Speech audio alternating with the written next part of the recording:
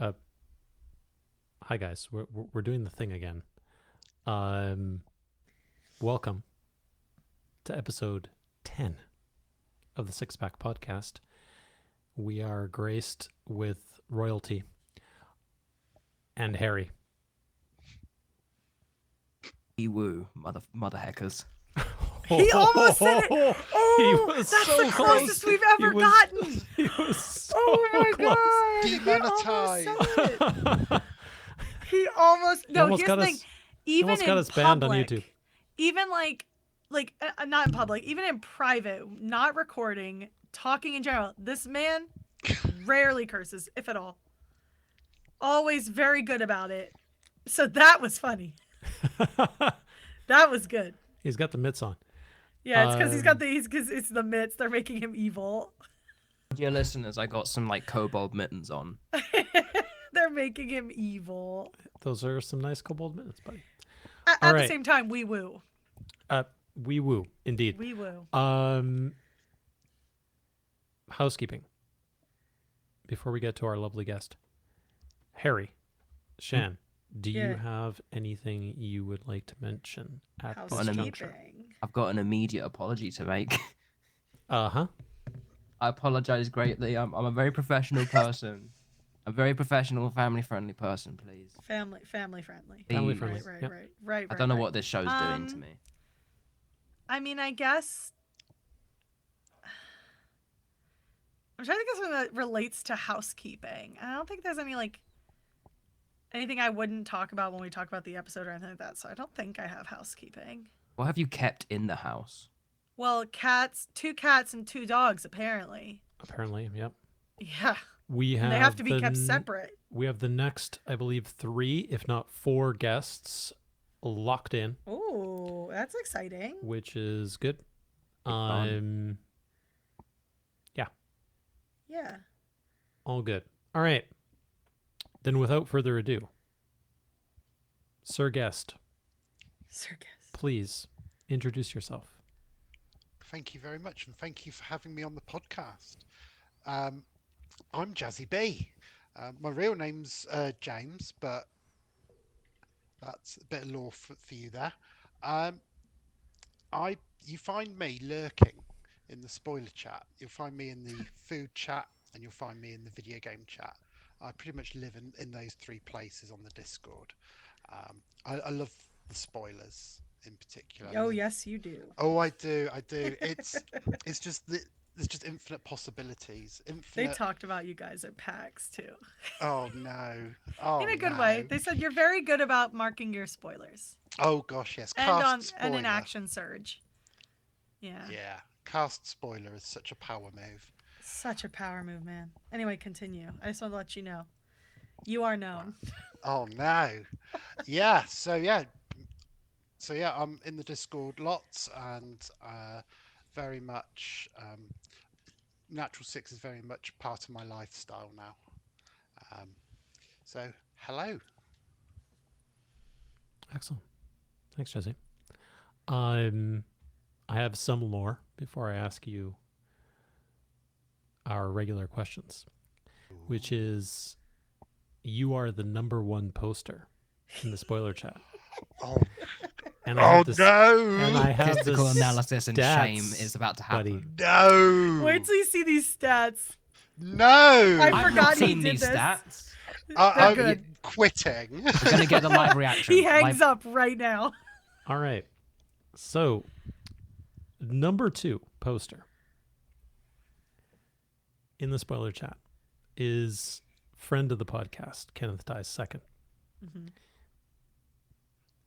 As of the time when I collected these stats, which was the 15th of May, so 5 days ago, Kenneth had posted 812 times in the spoiler chat. Wow.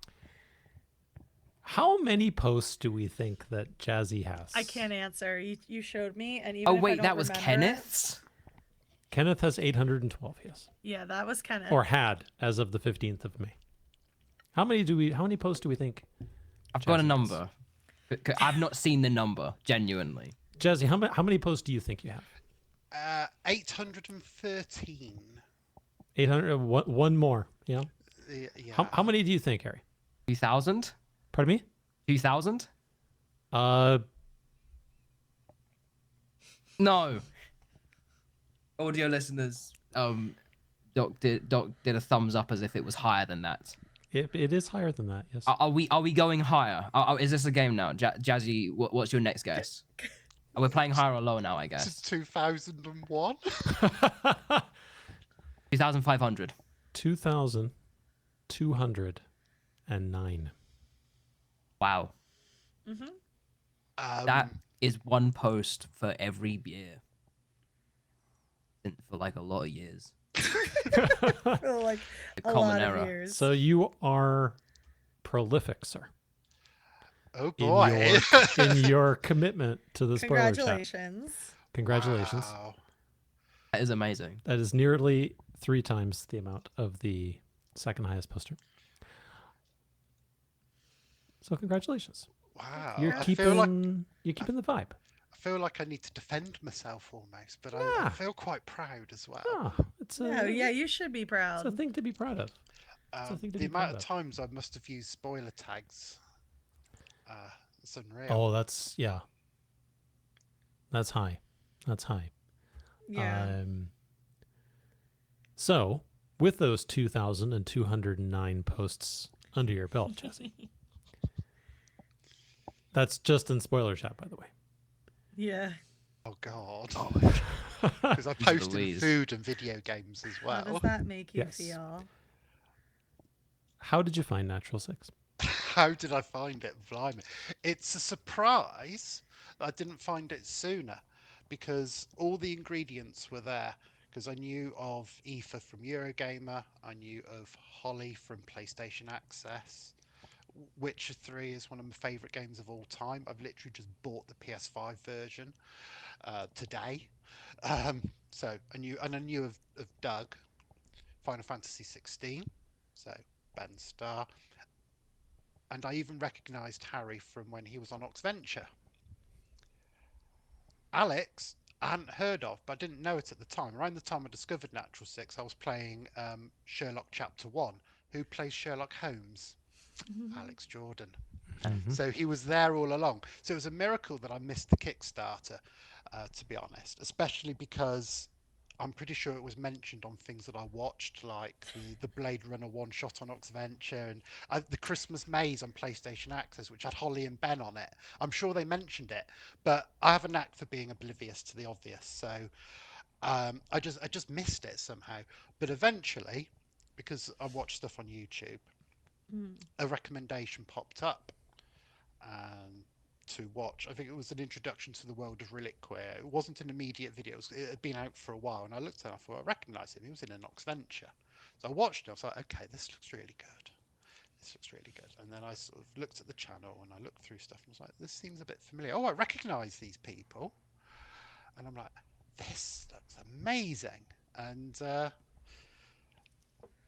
watched episode 0 and I was like, oh wow, this is really good.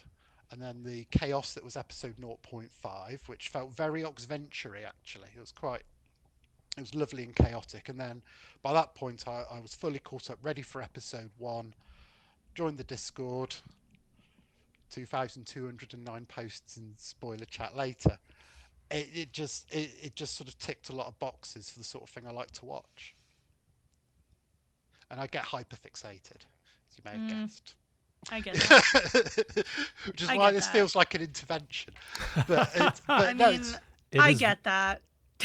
I get hyperfixation. It is very That much not an intervention, Jazzy. No. In this, you are amongst We would like to friends think you're amongst friends.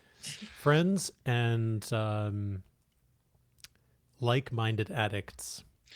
I think that's probably why I kind of embraced it so much, because the show itself is wonderful, and then you add the community layer as well. So I didn't join the watch parties immediately, but it was quite early on that I think I kind of lurked a bit because I didn't have a very good camera, and then I got a slightly better camera, or at least one that's not grainy.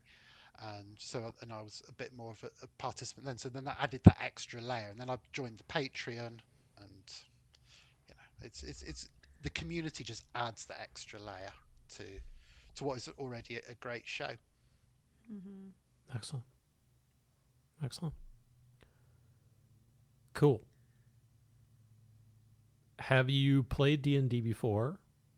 Is tabletop close to your heart? What's your origin story there, Jesse? So weirdly, my overall playing experience of D&D is surprisingly limited, but I do have quite a long history of kind of role play gaming generally. So you go way back. We're talking like 1990 something, very quite a while ago. Um, and there were two kind of things that kind of introduced me to role play generally.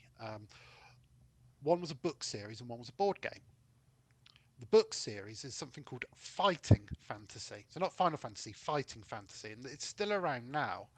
Um, and they're sort of choose your own adventure type storybooks um, with various settings. Probably the best known is the very first book, which is called The Warlock of Firetop Mountain, and there were sequels to that much later on.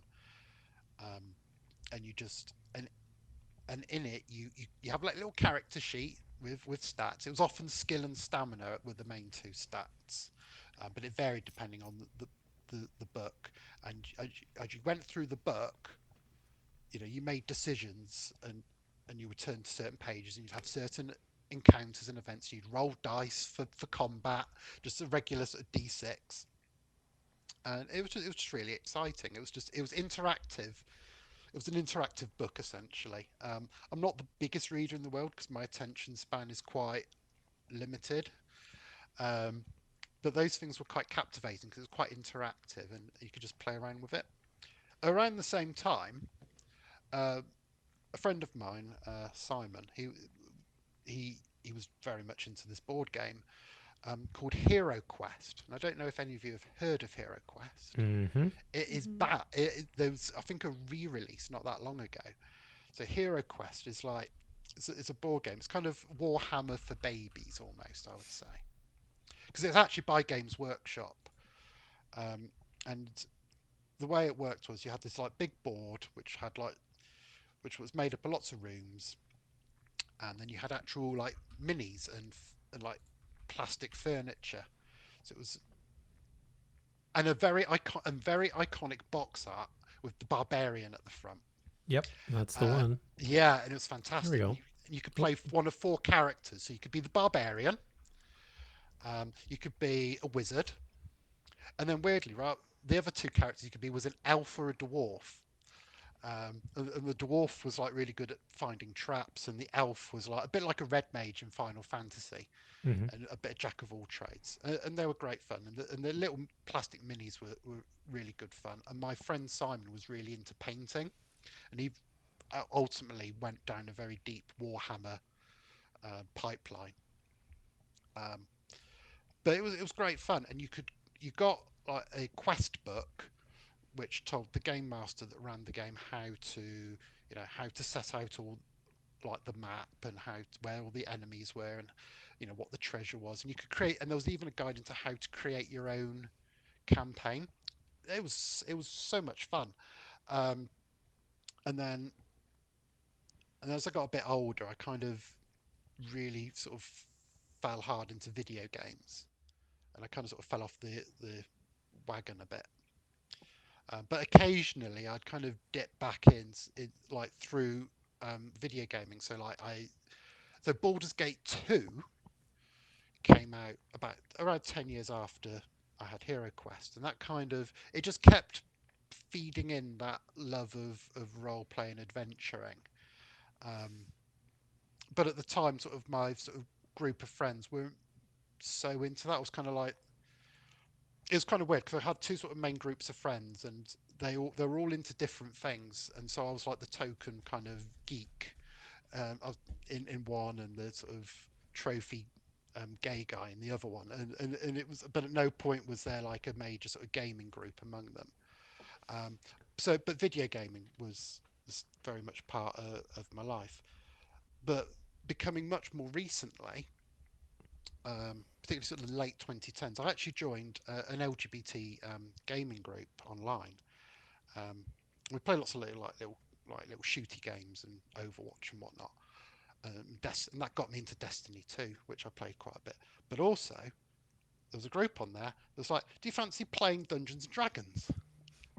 And I was like, and this was around the time that Oxventure first came out, and the PlayStation Access Cyberpunk thing, which also kind of triggered a few kind of itches of like, "Oh, this looks fun." So we struggled to get the scheduling right. The scheduling gods have been a real barrier to kind of getting properly into it. But we did some character creating, did like a session 0, and then it kind of just sort of fizzled out. And that's been kind of a pattern ever since. We did do some other kind of role play gaming. We did like Divinity 2 Original Sin co-op, and that was great fun. So again, it kind of showed me the potential of collaborative gaming. And then the pandemic happened, and it's I've never really quite got going. I've always kind of dipped my toes in a bit, but most of my D&D has come through consuming it almost, through things like Oxventure, Natural Six. But I'm up for it. I wouldn't say I'm a total noob because I know bits and bobs and I've dipped my toes in a bit, but ultimately, I am quite a novice in terms of the reality of playing it, and most of my role playing comes from video gaming.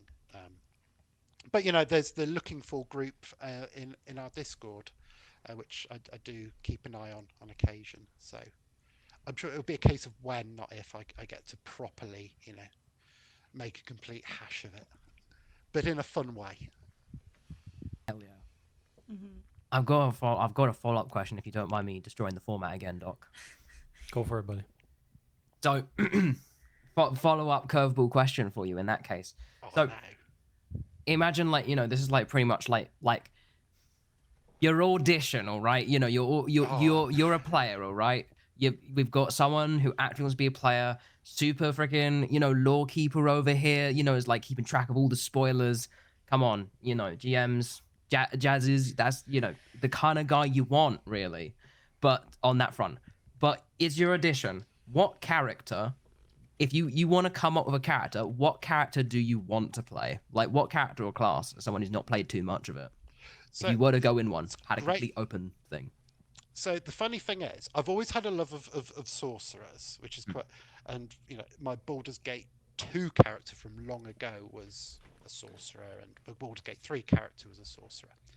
The 2024 Player's Handbook, which I do own, and I love it, it's fantastic.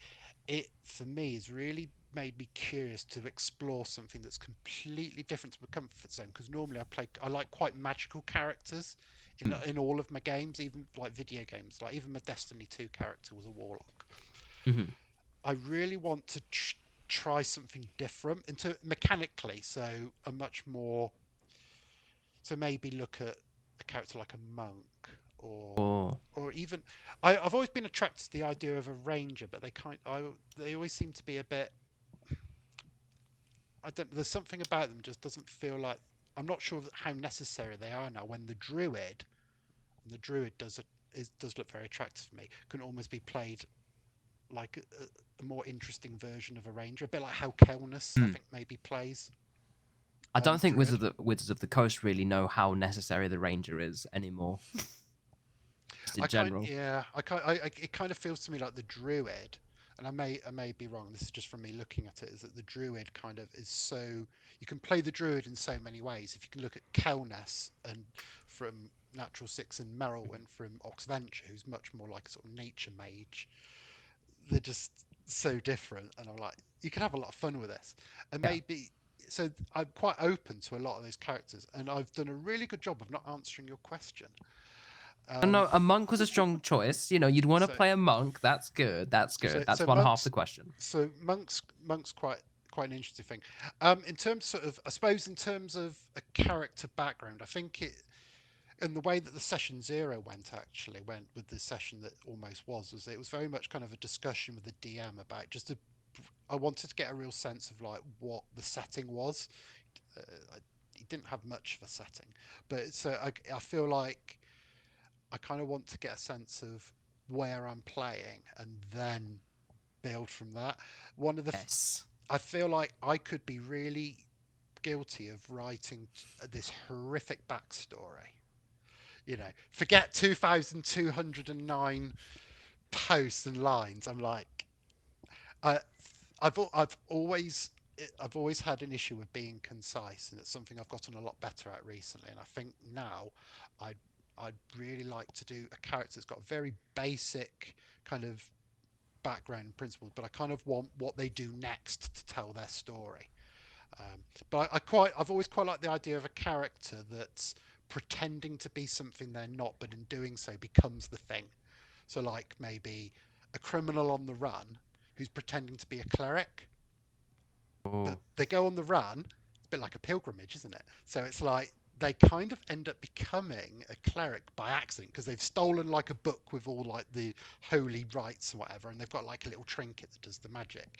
So I like the idea of someone that pretends to be something and actually ends up becoming it legitimately, almost by accident. I quite like that idea. But That it would sounds just fun. yeah. But you know, Good answer. thank Honestly, That is a good answer. Honestly, good answer. Good answer. So yeah, any GMs out there, you're looking for a new hire, you're looking for a new party member, you know, it's like the looking for group, the looking for game, looking for group channel, Natural Six. It's like Yeah. the LinkedIn of D&D. Does that mean I'm winning D&D? Is that how it works? Maybe. Yeah, sure. Wow. You're winning the Discord at You're winning the least. Discord, that's for sure. We didn't know it was a competition, but You're you winning won the it. spoiler chat, that's for sure. Yep. Spoiler chat, Definitely. aka Jazzy's domain. Mm-hmm. Shan, Yes, sir. would you like to ask our lovely guest the question? Yes. And for our audio listeners or our watchers, I am paying attention. I'm just also working at the same time. We multitask. And also here. It's called being like attacked by ADHD. cat at the And same time. yeah, and the cat she's still in my way, but it's fine. So Jazzy, what is your favorite polyhedral dice? And then what is your favorite number? Okay, my favourite is the D12. Very And good Oxventure answer. D12 as well. It's That's a Oxventure good one. Moonbeam D12 because who doesn't love Merylwen? Yes. The reason for it, I just love the shape, and also it's also ties in with my favourite number, which is 12. There you go. Easy peasy. The reason 12 is my favourite number, it's like a much more useful version of 10. Because like 10's great, and everyone loves 10. It's like, it's the digital number. It's like that's how we count on our fingers. Thing is, you can only divide it by 5 and 2, and then it's useless. Whereas 12, you can divide it by everything. You've got 12 months of the year. That's great. It's just cool. I like 12. It's 12 hours in like a morning and an afternoon. It's just a great number. It's so useful. It's a great and it's number. cool. And also, when you roll like a 10 on a d20, when it's like you got like a roll of, oh, I got a 10 on a d20, it's like perfectly average. But 12 is like average, but slightly on the good side of average. It's like you don't want to roll a 9, but rolling like a 12 is hell yeah. It's better than rolling a 9. Gives you an indication. I agree with that. I think 12 is a solid number. Solid reasoning. I like the 12. Yeah, it's a good one. I think it's like an easier, peasier D20. Yeah. Yeah, I would agree. It is. It can be smoother. It could be smoother. It could be nicer. It's more honest. Yeah. A more honest dice. The good thing as well about the shape of the D12s, I think I remember there was like this news thing. They found like a bronze Roman artifact that basically is in the shape of a D12, like lots of little bronze balls on it, and no one knows what it's for. But I love history anyway, so it just, even the Romans like their D12s. Does it protect people from the absolute? Sounds like the plot of Baldur's Gate 3 happening right now. It probably does not. If only. If only. If only. Right. Any other questions for Jesse? Before we move swiftly on. Honestly, that was very detailed. Very detailed. Very very holistic understanding. I mean, my first question, I'll ask you this, Jesse. Knowing what you know now in terms of how... Actually, no. Oh, damn it. I got to wait to ask that question. Damn it. I don't want to screw the boy. format so much. I mean, you've done it before. Yeah, but then Doc would have to put on the spoiler would have to put up her own okay. spoiler tags, and it would get Spoilers. annoying. Yeah, So okay. gotta wait for that. I was gonna ask, yeah, you seeing as you are like the king of the spoiler chat zone. How'd you feel about that? What's your acceptance speech? Yeah, and that I asked earlier. I wanted to know what your thoughts were. So now, yeah, you gotta do the acceptance speech. What is your acceptance speech? Here, let me get the dice tower. Pretend I'm handing you an award. And the music's playing. Here's your award. And here's another question while you're doing that as well, just to think about. How would you do a spoiler tag in real life? Like, how would you... It's hidden. I would hardware mute. Oh, damn. Don't do that here, because that would, be bad for the audio listeners. Just be It would protect them from the spoilers, and we've got to protect people from those spoilers because they are vicious, Life especially car spoilers. spoilers. Yeah, car spoilers and, life Cast spoilers. spoilers. Who We knows? got lots of those at the moment. Spoilers, yeah. Oh Yeah. yeah. I'm Awesome so time. nervous. I mean, I feel like my acceptance speech. I feel like I'd have to save that for the shoutouts. Oh, All right. yeah, you that got time sounds to valid. practice. You got We time can to leave that practice. there. Yeah, And then that's that good. means I've got like time to think, Mhm. or Yes. forget, and then panic, which is still fun. Perfect. Yeah, no more Excellent. questions from me. All right. Look forward to it. Please look forward to it. Excellent. Okay. Last podcast we had some cool art. We will have some more cool art here today. Yay.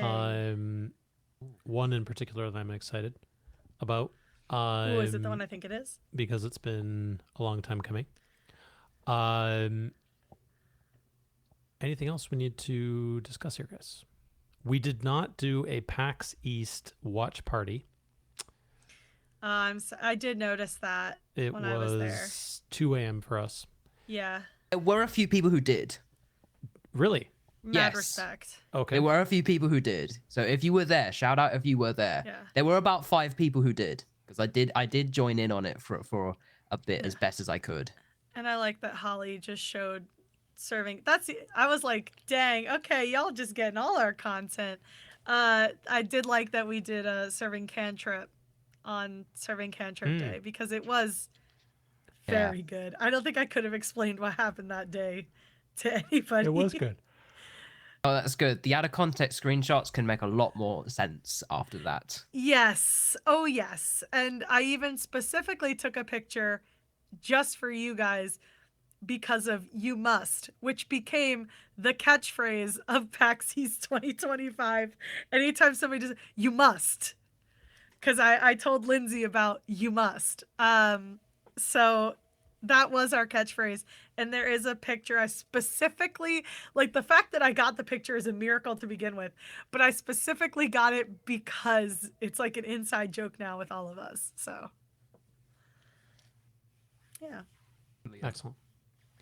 but we can All save that right. for later. Cool. I think we are ready for some news, guys. News. We got news. We got an update to I look love at news. here. I love updates. I love yes, we May. Of course, we have MCM this Friday. A few yeah. of us will be there. Harry will unfortunately not be present. A mod. I don't know about the GM. Obviously not me. The That's- GM that's is too presumably much. We could not get a sponsor to get Shan over Next for time. MCM, but next time. They'll look Jazzy, like you were sad. also you're not going to be present, right?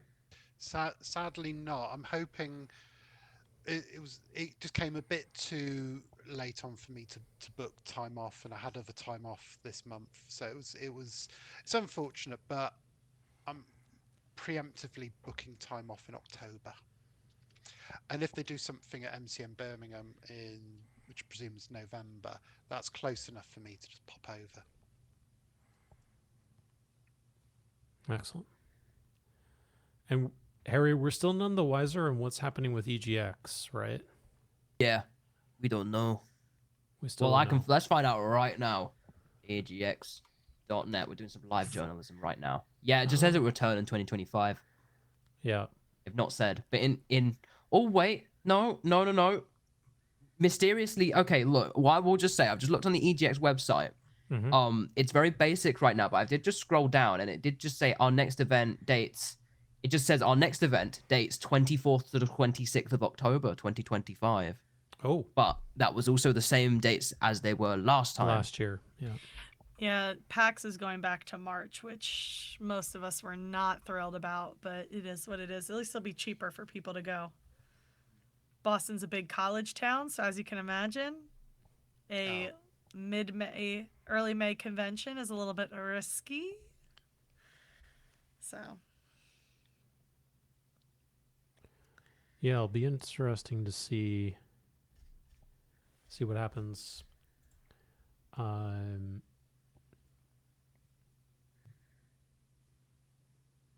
Yeah, it'll be interesting to see what happens. Hey, hopefully, I can make the EGX. I might not be able to make the EGX one even. Who knows? We'll Yeah, work me it out. neither. Because there's so many things canceled There's life now. stuff to do. Well, there's your life stuff to do, but there's also so much stuff canceled, right? Yeah, I mean, it'll be interesting what they do with EGX again this year. Actually, here's what you should do: live on scene. Once they are like finished with like MCM or whatever, see when they next, because normally they kind of like casually sort of like talk about the next dates at MCM, because they used to do that for EGX as well. So I would go there and I would see like, oh, you know, if they're being like, oh, join us for MCM London in October or around this time, and let us know what those ones are, because most likely that you could like figure it out through that. I think. I mean, fingers crossed. Hope it still exists. Yeah. So yes, MCM on Friday, or starting Friday, and should be a good time. Awesome. Should be a good time. We have a bunch of stuff going on, including a Natural Six merchandise stand in the exhibit hall. Fabulous. So that'll be cool. I'm really interested in what they're gonna do for that. If it's just gonna be like a table, or if they're gonna have, I don't know. Who knows what they're gonna do? Pass. Holly's I have no small inside. mom. What? I have Holly's no. small mom is working the booth. She is indeed. Her tiny have- mom. I have no inside information on the size or layout of the booth. Interesting. It's gonna be good to see pictures. Yes. Yes. Hopefully, we'll get some early pictures from Holly when they're doing the setup. That would be cool. I want to Fingers just say, crossed. looking through the rest of like the month as well. Yeah, we got like the MCM and that kind of thing. Looking through the rest of the month, just I realized, because I realized I hadn't actually properly like looked at this. I see now why everyone thought the whole like 14th of May, Elowen's Memories, you'll understand, was like very ominous, because that is ominous. It was very It is ominous, and we will get to that. Yeah. Cool. We talked about the merch drop last time. I don't think we need to go over it again. There's lots of cool stuff coming. I wanted to say, because I didn't say it last time, they've got a red shirt now, and it's like the red shirt is again specifically like addressed. That's like specifically like warfare against me, because like I have a thing where on Thursdays, because it's my D&D session and like my character's kind of like main motif is kind of red, I always wear like a red t-shirt Oh boy. on that day to kind of like get into character on Thursdays. And like I need more red shirts, because I've only got a few of those. Like, damn it, money no. Money no. Well, Holly has been reading your mind. than Has Harry. been. I can't wait to spend so much money on the merch drop. Love PR. Do you have your eyes on one or more items, Jazzy? Like a lot of people, it's the dice. I'm gonna be I- fighting you for that. There's wow, game on. I have a man on the inside who's gonna pick me up some. Yeah, I need one of those. I mean, what was it? 28 minutes for the merch to sell out last It time. was, yeah. It I was. think I think the dice could go in 28 seconds. You know, it's We'll see. almost the subject for a poll. That would be a fun prediction. It is Wait. the subject of a poll. It is unclear to me exactly how much of the stock will be going to MCM. So we'll have to see. We'll have to see.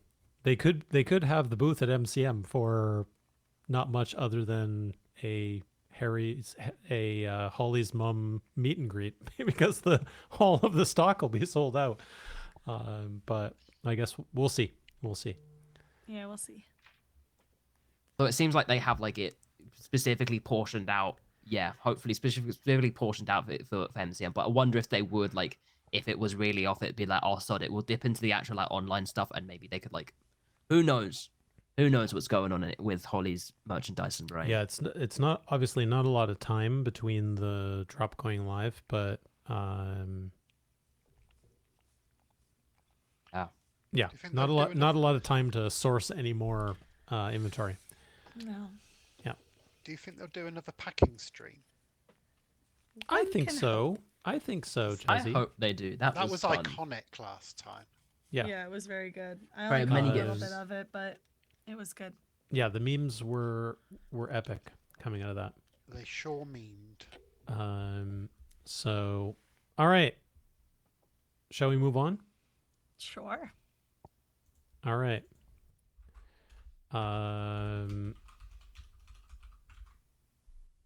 Cool. Shan, Yeah. you want to go first?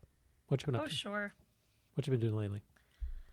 However you want to do it. I just have someone like here in my way. Would you like to do your PAX Redux first? Sure, yeah, because then I can use the other thing to lead into you guys since we all have the same All thing right. we want to talk about. So I sent Doc a bunch of different pictures. Do you want me to go through all of them, or what? I mean, what do if you do want, here, Shan? not everything's gonna have a story. So like, This you guy know, I is can- not in Natural 6. Okay, yeah. So here's the thing: when I went to PAX last year in March, Uh-huh. I drove by the James Gandolfini rest area, which is the last one on the Parkway before you enter New York, in New Jersey, and Okay. it was closed because they were remodeling it from what it used to be. And the old name is still everywhere. It's very funny. And so I said that if it was open, I was gonna stop there. So I did, and I stopped there on my way out. So that's a picture of James Gandolfini, Tony Soprano from The Sopranos. Oh. Yes, that's Tony Soprano. Oh wow. Yes. So I thought it would be fun because I'm a big fan of James Gandolfini, but also like then I could be like the Tony Soprano like rest area in New Jersey. It's So, pretty wait. funny. So what do you mean by it's a rest area? So you can stop there, and there's like Huh? food and bathrooms and Oh, stuff. okay. Yeah, because it's off a major roadway. So we have a lot of rest areas. They also can be called service areas, but it Yeah. depends on like, it doesn't have a gas station. At least I don't think it does. It might have had a small one that I didn't use, and so I'm not thinking of it. But like, I think service area denotes that there is like service that can be done to a truck, and rest area denotes like cars, like you can just stop there. Awesome. Because there's a lot of like car truck shipping traffic on these roadways. It's like when you're on like, is it like when you're on like the M25 or something like that, and then I guess I've like, never been on the M25. motorways. Oh well, Yeah. you gotta do it. You So gotta do it. I believe there's a famous one in Hmm. Ireland named after Obama, which I have never been to because Obama was not president the first time I went to Ireland, so it wouldn't have existed.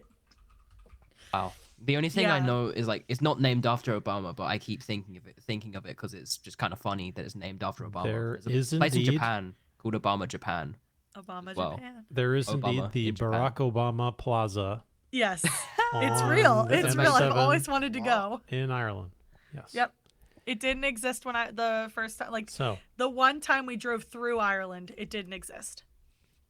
right. Wow. We're going to move swiftly on because Shan's got Yep. lots of Oh, there's photos a here. lot. Yeah. We'll probably move past That's the New map. Jersey. Don't worry about that. Yeah. It's just There. So, this picture here. But it might be good. It might be good for Harry because he can get a sense Yeah. of like where. Oh New yeah, York we need is. to teach him New Jersey. Right. I forgot about New Jersey. Everybody forgets about New Jersey, the armpit of America. So, this is the line for the meet and greet, which was actually surprisingly quite long. We did meet somebody who didn't know, like it was like you had to do the group thing, but he was very cool, and I let him come with me so he could get the vibes, and he actually is very interested. He came to the live show with us. Very exciting stuff. Yes. Um, Yes.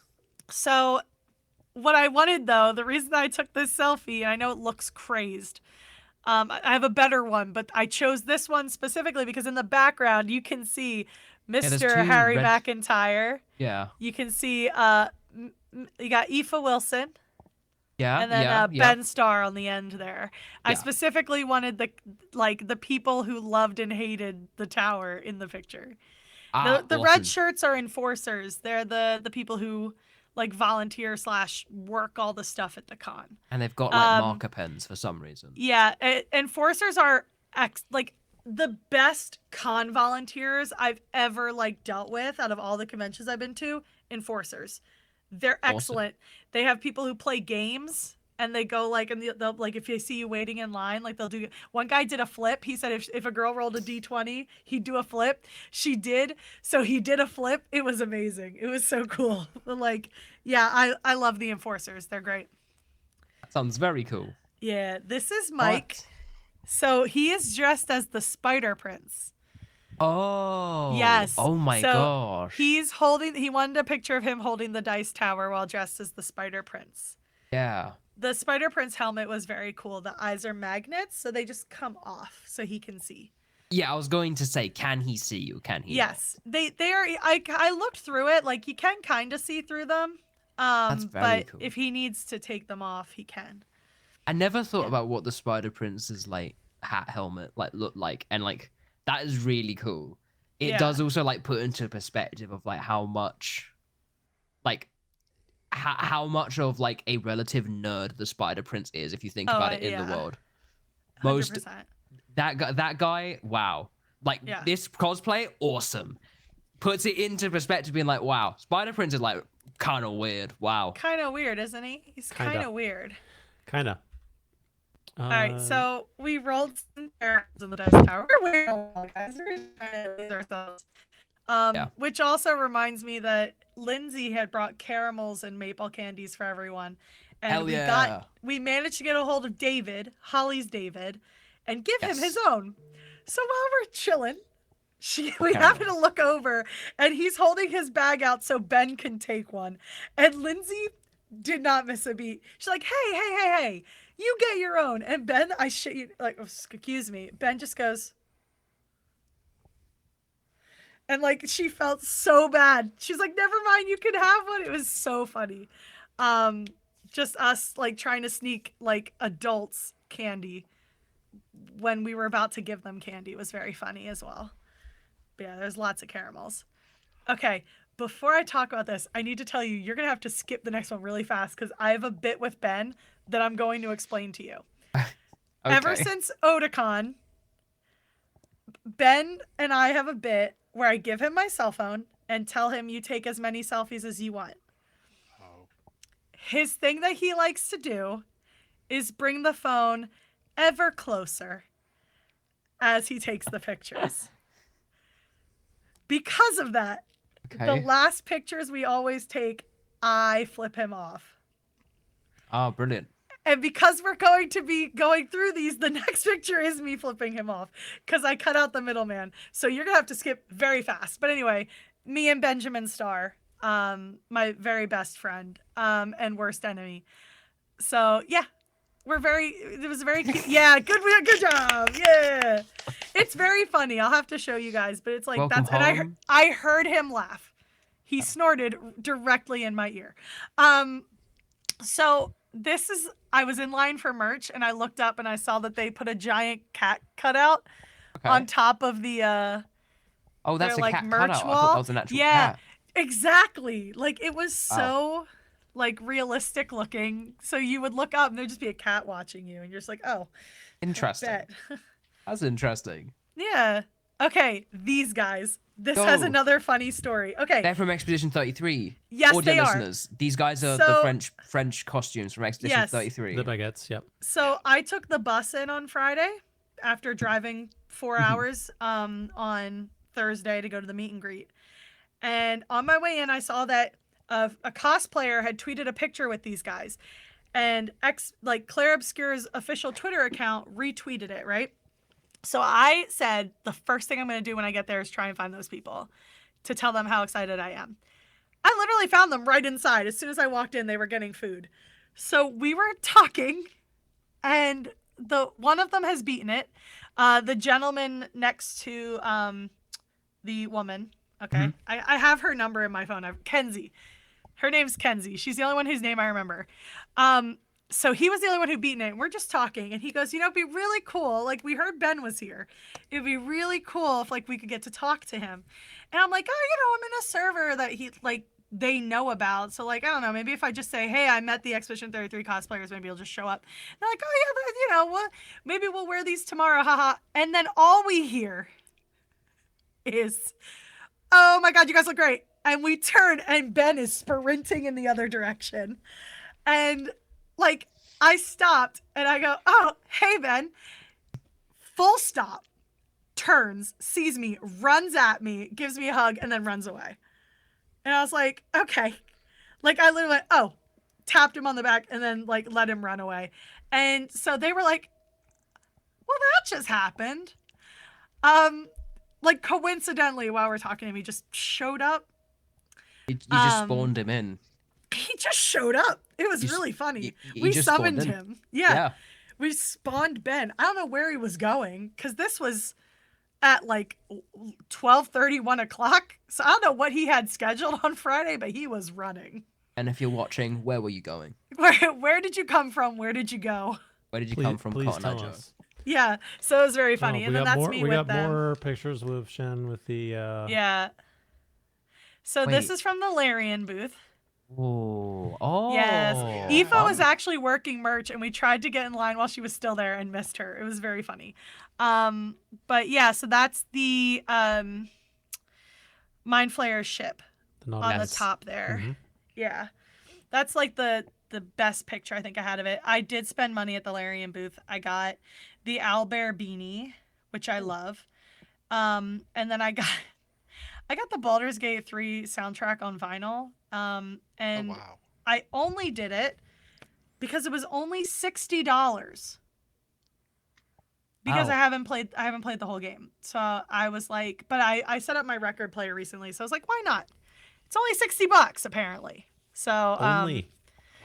Wow. I mean for 4 records Yeah, or that's true, however 'cause many there- records it 'cause was. there's Yeah. so many, right? Yeah. Yeah, I forget how many it is. I haven't opened it yet, but I was like, dang, Yeah, that's pretty good. Considering the number, yeah, it's a Yeah, it's pretty it's a good. reasonable So, price. Are you avoiding the last one in case it's got sort of spoilers?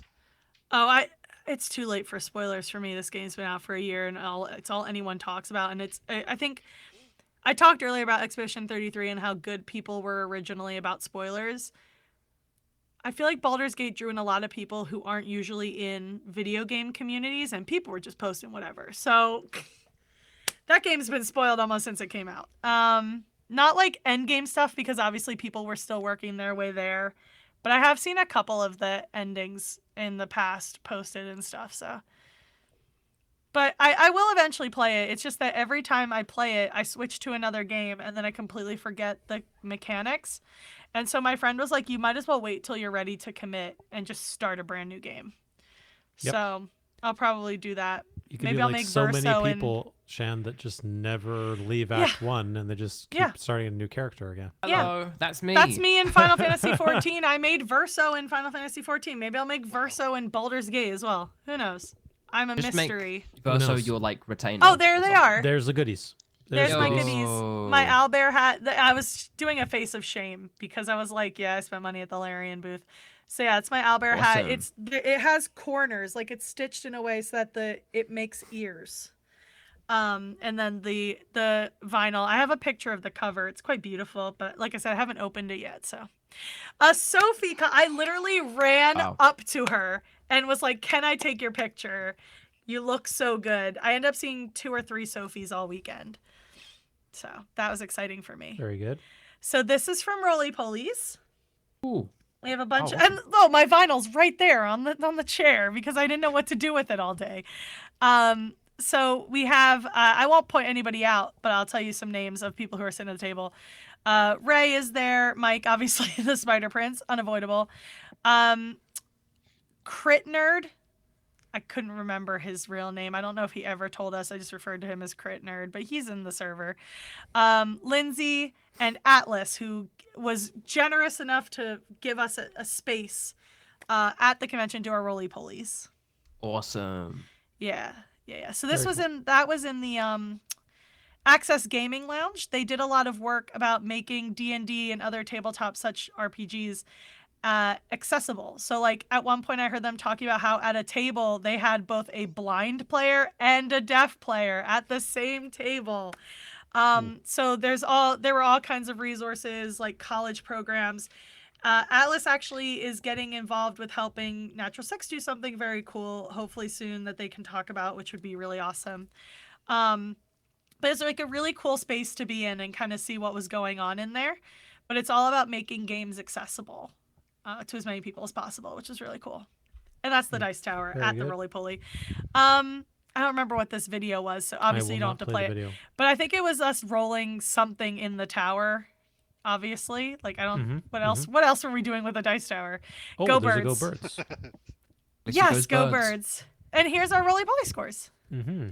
I included them. Atlas won easily. Easily. Atlas, It was holy fudge. Atlas's rolls were insane and mine were terrible. And we did use Atlas gave a couple of us D20s that were branded for the group that they work with. Like slightly larger ones, and we used that to roll initiative in the Dice Oh, Tower. brilliant. Yeah. Oh, that's awesome. Yeah, it Very was cool. very fun. I had a That's lot of very fun cool. running it Very too. cool. These two, okay, I love these guys, Verso and Mael. Right? I saw Verso from a distance. I said, "Oh, that's an expeditioner," and they went, "That's a Verso," and they were like, "How do you know?" And I was like, "The streaks," The hair. because I told Ben on Friday or Thursday, I was like, I love Verso, and maybe it's the gray streaks. I don't know. I told him he's my baby girl, and I had him in my keychain, and Ben was like, "Oh, this is the first time I've seen anyone do this yet." So there's my fame, everybody. I didn't even talk about what we talked about at the meet and greets, but that's fine. I talked about it a lot. But yeah, so I went up to them. Super nice. He told me someone thought he was Sweeney Todd, and I could see it, but at the same time, French Sweeney Todd sounds terrifying. Absolutely terrifying. French So- Sweeney Todd. And he's It's a gonna come sentence. back. He's gonna come back into the story. Huh? We're not Wait. done with this Oh, Verso no. cosplayer Alright. yet. Okay. So Set up. we got some. Obviously, this is from the live show. So it's just a couple pictures. I didn't take it. There's the Dice Tower on the so I said to Doug first. I said to all the boys because I knew the girls didn't want it. I said, "If you guys want the Dice Tower, let me know." And Doug was like, "I actually do want it. Let me talk to the gang." So Alex said he wanted it for a couple of things, which was a terrifying sentence to hear. But I had re-messaged Holly on Friday. I said, "Hey, if you guys want the Dice Tower, tell me how I can get it to you and I'll do my best." And she was like, "You keep that thing right where it is." 10 minutes later, I get a second message. Forget what I said. They want it. And I know who they are. I think we all know who they are at this point. So Alex picked it up from me and offered to hold on to it for the whole weekend, so I didn't have to keep bringing it back, which is very nice of him. So this was the Dice Tower on the table. They did not bring their own. That is mine. and that's him on the table for the live show. Very good. Then they showed the usual pre-roll, which I thought was really cool. The new intro, right? Yes, so, like which is good for people who've never seen, because a lot of people are just there to see Ben or Doug. So it's really cool that, you know, if this was their first introduction to Natural Six, they got to see the opening. Yep. Yeah, it's very cool. Quite cool. Everybody There's a after whole they crew. came in, yep. I didn't take a ton of pictures because I was enjoying myself. Then we got Ben with the dice tower. For those of you who did watch the live show, Ben immediately was like, "Can I roll in the dice tower?" for a thumb war.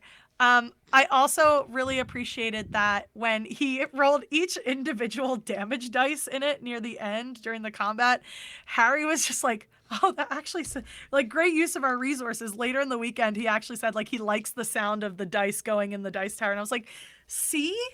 Like, Got good everybody acoustics. knows it's the good acoustics. It's Dungeons and Dragons ASMR. So, but yeah, so that was Ben with the dice tower in front of him. So this was from the Final Fantasy Magic thing, which Ben hosted. I didn't include a ton of pictures from it because everything was on Twitter, but this is what the theater looked like. It was full, probably because they had so many guests, and also everyone's anticipating these cards, and Ben was the MC of the event. So everybody loves Ben. And then when we went up the escalator too, I happened to see Aoife, so I went, "Hi, Aoife," and I saw next to her was Holly. I was like, "Oh, hi, Holly," and then I realized Alex and Harry were also there. I went, "Oh, hey guys." And I say that because at one point, one of the moderators said, "Go birds," because he likes building decks with birds in it. And I said, "Guys, we got to go birds." And Holly reacted to it. So I was like, I appreciate that she was quick to it too. So I was like, oh, I'm glad they appreciate Go Birds like I do. We actually got to yell Go Birds because somebody said, "I'm from Philly." And so me and another guy went, "Go Birds." So I actually have to watch the stream to see if I can find it. It was very funny. But yeah, there he is. The Benjamin Star. So here we had wrestlers, we had streamers, we had Sorry, wrestlers? yes. Kenny What? Omega's right there. The one who has the Final Fantasy like intro song, like written by Soken. Like yeah. So he's a big nerd. He loves Final Fantasy. He loves gaming. He's very popular. So we had and then I always forget her He's last hitting name. But precision she's counters from, in the ring. yes, she's from The Boys. Karen. I always struggle with her last name because I want to say a different last name. And it's not her last name because she has like a traditional Japanese last name that starts with an F, and there are many of those. Let me pull her up because she was very cool. Yes, Karen Fukuhara from The Boys was one of the people there for this game. They were playing a game where they had to guess like numbers related to Final Fantasy, and it was so chaotic and funny. Ben as an MC is a very terrifying thing. I should point that out. He's very scary. He was like insulting Kenny every few minutes, and it was clearly a bit. But at one point, Kenny said something to him, and he was like, "You're in my house now, Kenny." And I forget what else he said. But he was like right in his face. Kenny's like, "Yes, sir." And I was like, "Oh my god, this is hilarious." So that was a very fun game to have played. Our team won. Our side of the theater won, which is very exciting. Brilliant. There she is. There's Karen, and she with is. Kenny Omega. I Wow. love her. She's so Awesome. cute. Yeah. So this was the This is best card part. that was So released, right? Yeah. yes. So Ben had a coat buttoned up to his neck the entire panel, and you could see something on his shirt, but it was up I to remember his this. neck. Yeah, I didn't include any pictures of him with his coat on because none of them were good, but it was up to his neck. And he said, "Hey guys, do you want to see the Clive card?" We were like, "Yeah." And he was like, "Well, I'm wearing it," and ripped his coat off to show us the card. And he, like, this whole time he's going, "You have no idea. I have been sitting up here dying, sweating with this coat on, just waiting for us to get to 16 because they went through one by one with pauses and the game. Now you understand why he was so touchy during the game. He was dying up there. That's fun. So this was when he opened his coat and the Clive card was on the front. And I think the next one is the back, I think. Yep. And then he showed us the back of the card was on the back of his shirt. It was very funny. Wow. Very funny. And then, there he is showing it off. There's the card. That's the only pictures of cards I included because I took a ton of pictures of the different cards. There's also a video. Oh, yeah. I don't remember what face he was making this for, but it did make me laugh because, of course, I caught this. We also played there's another game I don't think I included the video of where we didn't talk about SIDs the entire panel, SID cards. There is a SID card for every single SID in Final Fantasy. Oh, wow. And the way they revealed the cards was our side of the room would say the number and the other side would say SID. So Ben is literally going like this for like a full 3 minutes or so as we count up to 16. I do have that half of that video, though. It's very funny. It's crazy. Lots of like interaction. There's also a kid behind me who kept yelling Sephiroth. Like he could have been older than like 8. He's just like, Sephiroth's my favorite. Like everyone loved him. We all loved this child. Getting heckled by the 8-year-old. He did get a shout out at one point because he yelled Sephiroth at the right time in the right moment. So good for him. Good for him. Good for him. And then there's me with, I forget its name. It's from Final Fantasy. It's a specific chocobo. No, it's a specific one. It's a specific one, and it's I can't not remember Omega exactly. But like right. it was like it was the name of our team actually. Alpha. Oh. In the game, but I forget what his name is. It's like not Jade. One of them was Jade. The other one, I forget the name of mine. I know there's a chocobo that looks like him. There's a chocobo that looks like him. Jazzy, do you remember? Omega Raids. No. Sorry. It's not the evil one that everyone's afraid of. The He's wearing comet. a suit. That's yes, cool. he's a very specific chocobo. Oh, she's very back. interesting. Very interesting. Oh, there's Shan with the Buster Sword. Yes, I got to take a my picture with the God. Buster Sword. That was so exciting. It was very awkward, but it wasn't very heavy. But it is like you do have to really brace it. I think my hand wasn't far down enough. So like as soon as the pictures ended, it started to go. But they would help you hold it.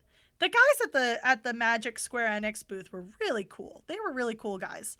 The booth was closed for some time because they did Final Fantasy related meet and greets. Like Ben had a meet and greet that we had no idea existed. So like Lindsay texted me and was like, "Yo, Ben's down here at Final Fantasy for some reason." We were like, "Oh," but yeah, that was really cool.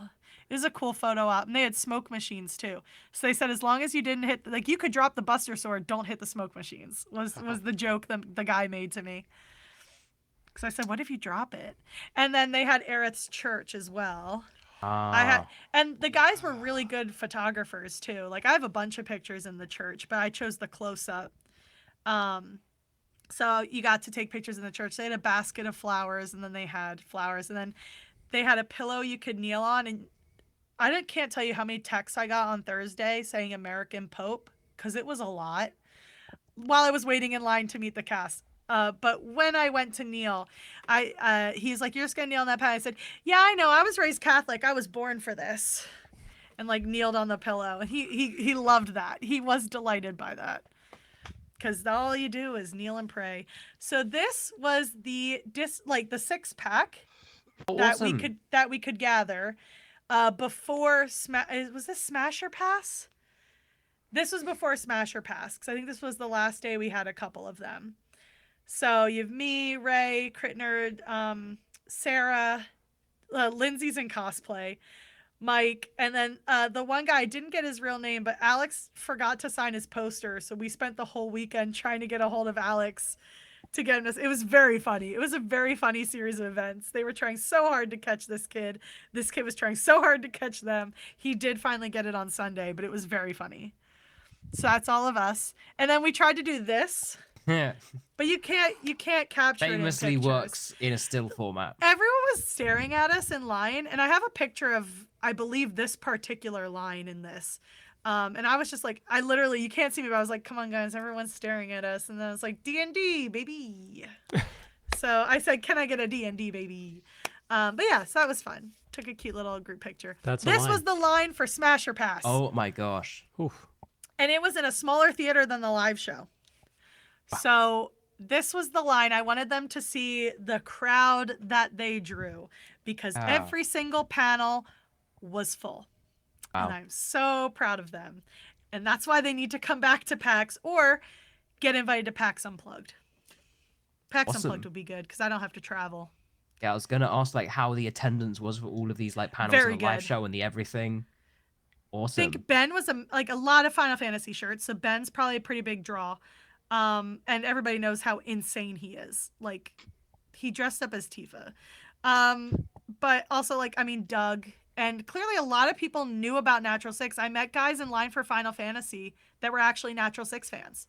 Like, just Good. happened to line up next to Natural Six fans. That's cool. Yeah, it was really cool. So there were a lot of Natty Sixers at this event, even if they weren't in the server, they're not active in the server. The one I met in line actually said, like, is the link easily accessible? And I was like, oh yeah, it's on every video. He was like, I'll have to join sometime. I was like, yeah, absolutely. Fabulous. Yeah. Excellent. There we go. Screen again. I could tell you what this video is. You don't have to play it. It is only 12 seconds, but we were obnoxiously singing the theme song out of tune. And then everyone started cheering. And what you can't see in the video is that when I turned my camera to the cast, Ben looked me dead in the eye because he was the first one on stage. And I just went, So I didn't film, like, I filmed some things, but I tried to keep it, like, chill because I didn't want to be weird. And this isn't even when I was in the front row, which happened for Serving Cantrip. Serving Cantrip. Yeah. Yes. So, but yeah, very cool. Like, them just coming out video. It's short, but not worth playing. It was funny though. So, Ben, the format, for those of you who would like to know, Ben brought out a giant inflatable D20 and then would walk out into the audience with a microphone and grab people.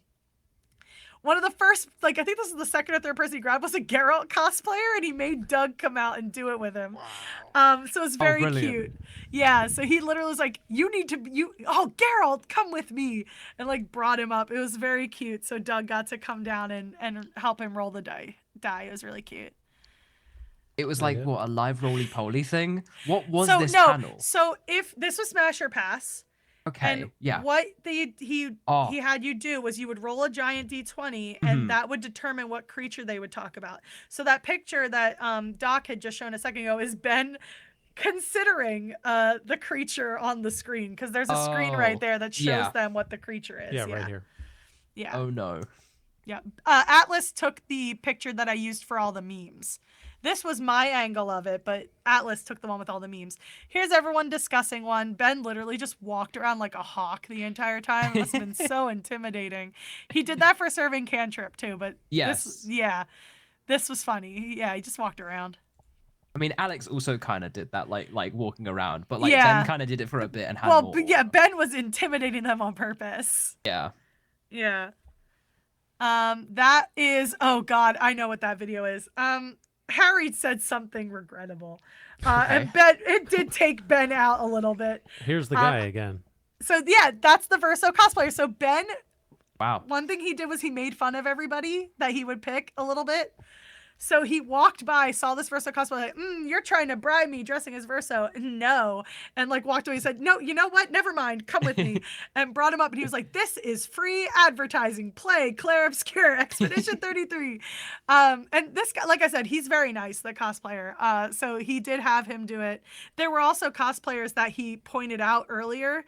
And they stood up and they had a sign that said like, play Expedition 33 Mes-Amis with like a art of Esquier on it. It's like lots of fun. He was like, this is not cross promotion. This is not officially sanctioned.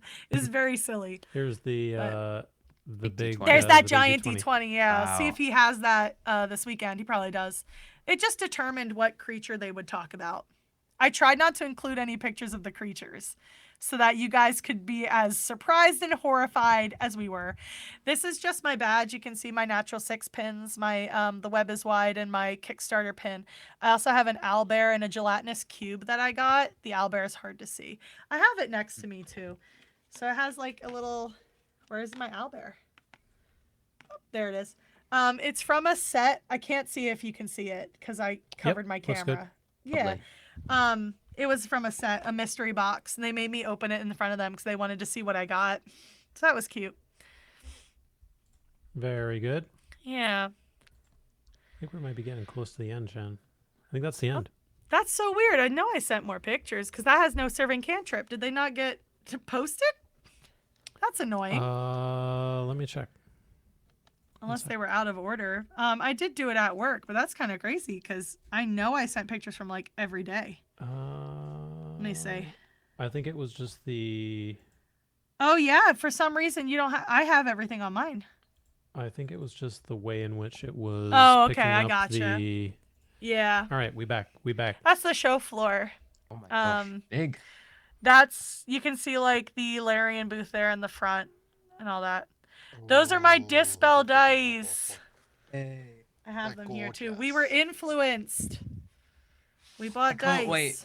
I wanna hear what I wanna hear the inevitable, like, what's the battle between Dispel Dice and Tabletop Dominion? Yeah. It's gonna be a battle there. I mean, I have both. Like, I wanted one nice set of dice because these are like not cheap. But I wanted one nice set. Now So you just that's- need a game to play them in. Right. Don't shame Yeah, me. you and Jazzy. There you go. There you go. So we Don't got two shame players. me. We have 2 players, GMs. We've got 2 players. Don't shame me. No shame. No shame. We're not But yeah, shaming. We're they're shanning. Lunar Cathedral. They're Lunar Cathedral, and they're really, really pretty. The I mean, I've seen the ones that Holly posted and that they were Yeah. talking about during serving cantrip. So I dropped it. Sorry. no. Oh, I scared the cat. careful, Going wrong. Yeah. careful. All right, we're gonna, since we've been at this now for I'm sorry, everyone. 20 minutes or 25, I think. We're gonna lightning, Shan, and you're Yeah, I'm gonna gonna tell do me my when to best stop. to be quick. Yeah. Oh, Yeah, I met Steve Chase. Brilliant. I brought him some pictures from the weekend that I gave everybody. I gave them all our selfies. But yeah, I met Steve. I literally walked up and was like, Steve Chase, and it was very funny. I went, oh, hi, Doug. Oh, wait, sorry. Steve Chase. So, and that's David, who was influencing me to buy things in the back. Oh, wow. Wearing the God Killer shirt, by the way. Ooh. Jerk. Anyway, the actor Doug Cockle. the actor Doug Cockle, Steve Chase. There he is. Did he sell And you those are any the spoons? pictures. Yeah, I should have asked him. I that's asked him how the very spoon nice. business was going. So I gave all of them those. I gave them to Alex when I got my dice tower back. So I said, give them to them. And also I gave them each a printout of some stupid picture of them from the weekend that they took. Well, Yeah. what were you asking, Jazzy? Did he sell you any spoons? No, but I did ask him how it was going. Like And? the business. He said it's going pretty good. I mean, he hasn't been making a lot. He said, I haven't been making a lot, but That's true. That's true. The spoons bit is a bit. we haven't had it around in a minute. It's been Yeah, busy. it's They've been locked in. Locked been in, locked in for a yeah. little bit. needs a bit of a resurgence. Last time was Yeah. like what? 20, like it was when they were around the sort of 23, 24 -ish. Yeah, around when like the whole parent thing happened, yeah. Yep. So that, yeah, I'm right in the front. So I didn't take a lot of pictures at first because Ben was right there. And listen, at Smash or Pass, they asked us who would smash Alex. It was a bit like something, and I wasn't going to raise my hand because they know me, right? So they asked it again at Serving Cantrip. And again, I wasn't going to, Ben was right there and he knows me. And I'm not giving him any ammunition, okay? That's crazy. Don't do that. Don't ever give Ben ammunition. That said, there is a moment in Serving Cantrip where, because we voted for his team, Team Harry and Aoife, Harry and Aoife versus officially endorsed by the Wizards of the Coast, he did come right up to me and shake my hand for voting for him, and then shook Lindsay's, like went like this because he saw Lindsay was next to me and did one of these, and then shook a ton of people's hands. And that's where the bit like, vote if you want Ben to touch you. Ben to came touch from. you. Yes. Yeah, that's where that came from because he came and you shook our can hands. see the full serving cantrip from PAX East Yes, on Twitch. Yes, I'm gonna currently download it. on the Natural 6. I have a GIF I need to make from this as well because I got a great reaction shot from Ben when he rolled that nat 1. I zoomed in on his face because I knew I was gonna make a GIF of that. Yeah, so it was Very a good good. time. We though. will speed run this. Oh, there it is. That's the meme. Look, go back. He's on his phone.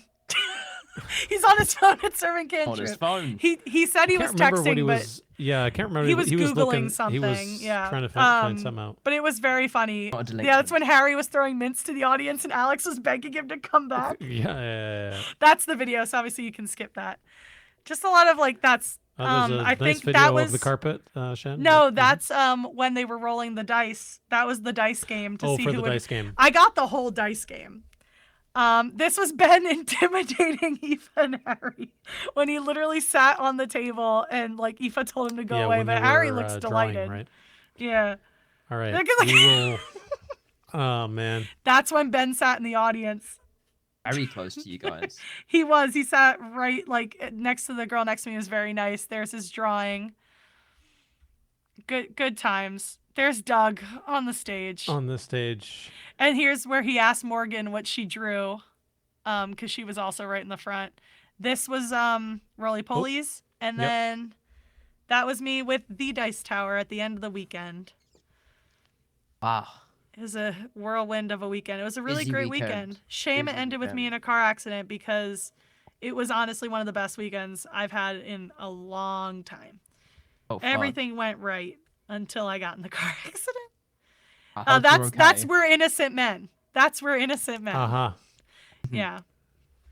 We'll play that separately for Harry for especially. Harry. But Okay. yeah, so And great I weekend. think I think we're at the end.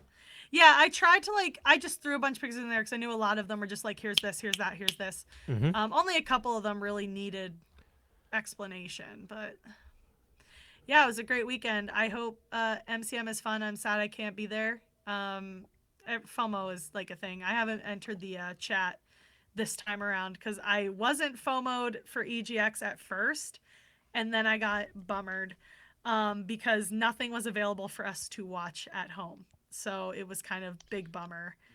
Yeah. So and I I'm think kind of jealous of Holly- everyone who got. I think cool Holly stuff. did say that nothing will be available Yeah, again so this I'm time.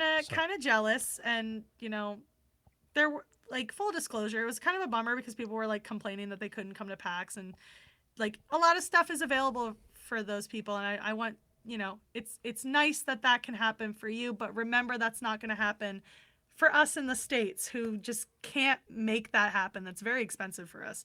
Sort it out, MCM UK. Sort it because- out. Yeah, well, not even that. The exchange rate is not in our favor. Yeah, that too.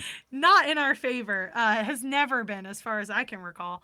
Because I used to want to get Doctor Who merch when I was young, and I obviously did not have enough money for that. So yeah, it's just one of those things where it's like, that's why I tried not to post a lot in general or anything like that, unless I thought people would enjoy it, because I don't want to make people feel bad that they can't come to an event. And I think it's very important that we all remember that it's we think of that. There are lots of people who get really FOMO'd, even though EGX I never could have made it work because I went to Vancouver like the week after. So it's like, logically we know we can't go, we know it doesn't make sense, but emotionally it's like, that's a bummer. We won't get to experience those things because they're not available. Yeah, you feel to like us. you're missing out, right?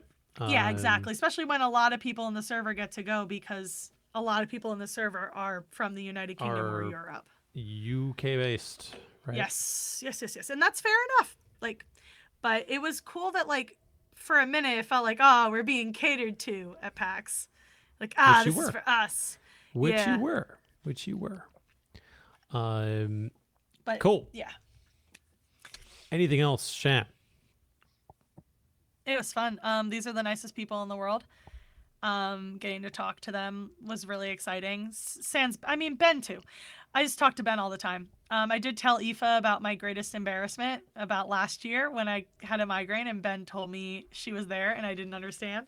And she forgave me, so that was cool. They loved their gifts, which was really exciting for me. Holly literally ripped hers open because she wanted her bracelet so bad. Which is, I want my bracelet, give it to me. It was so funny.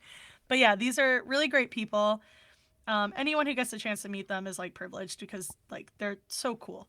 And I hope, people who want to talk to them get the chance to. I've said before, and I've said it again, how much Natural Six has done for me and the community has done for me in the last year, and getting to tell them that myself was really nice. And it kind of felt like a nice little cathartic, this has finally happened moment to and to finally show my face to people who vaguely know who I am. When Doug asked me who I was in the server and Holly yelled at him because she was like, you never come in the server, how would you know anyway? And I had to defend Doug. So yeah, it was really fun. And I hope to see some of the dice because they loved the dice. I hope we get to see some of them. Aoife said that the spider dice were her favorite dice now, so thank you, Doc, for helping me figure that conundrum out. Awesome. So yeah, it was great. They're great. My pleasure. I love them. Love Natural Six. Excellent. It's even Ben. Even Ben. Wow. Wow. Well, because, and here's the transition, he tried to spoil Expedition 33 for me. Wow. He's With cancelled. that, we have a perfect segue That's why I did it. You get it. to Jazzy. Hello. Jazzy, what have you been up to? How do I follow that up? And I spent 3 days in a vineyard and I can't follow that up. Yeah, you went to listen. You had quite the weekend yourself. It was Escalon vibes. Yes, so every year, May and July, there's big birthday seasons. So yeah, I went to a vineyard in England. We do wine in England. Who knew? And the weather was perfect as well. Stayed in a lovely hotel on the cheapest deal in the world ever, and it's the most luxury I think I've ever experienced. And everyone was so lovely as well. It's like it didn't matter that I wasn't like rich or anything. It was just everyone just treated you so well, and everyone loved what they were doing. Like the actual vineyard, everyone loved what they were doing. I didn't know there was so much science to it. And it was just so beautiful, and I can understand why a certain witcher may fall in love with the vineyard lifestyle.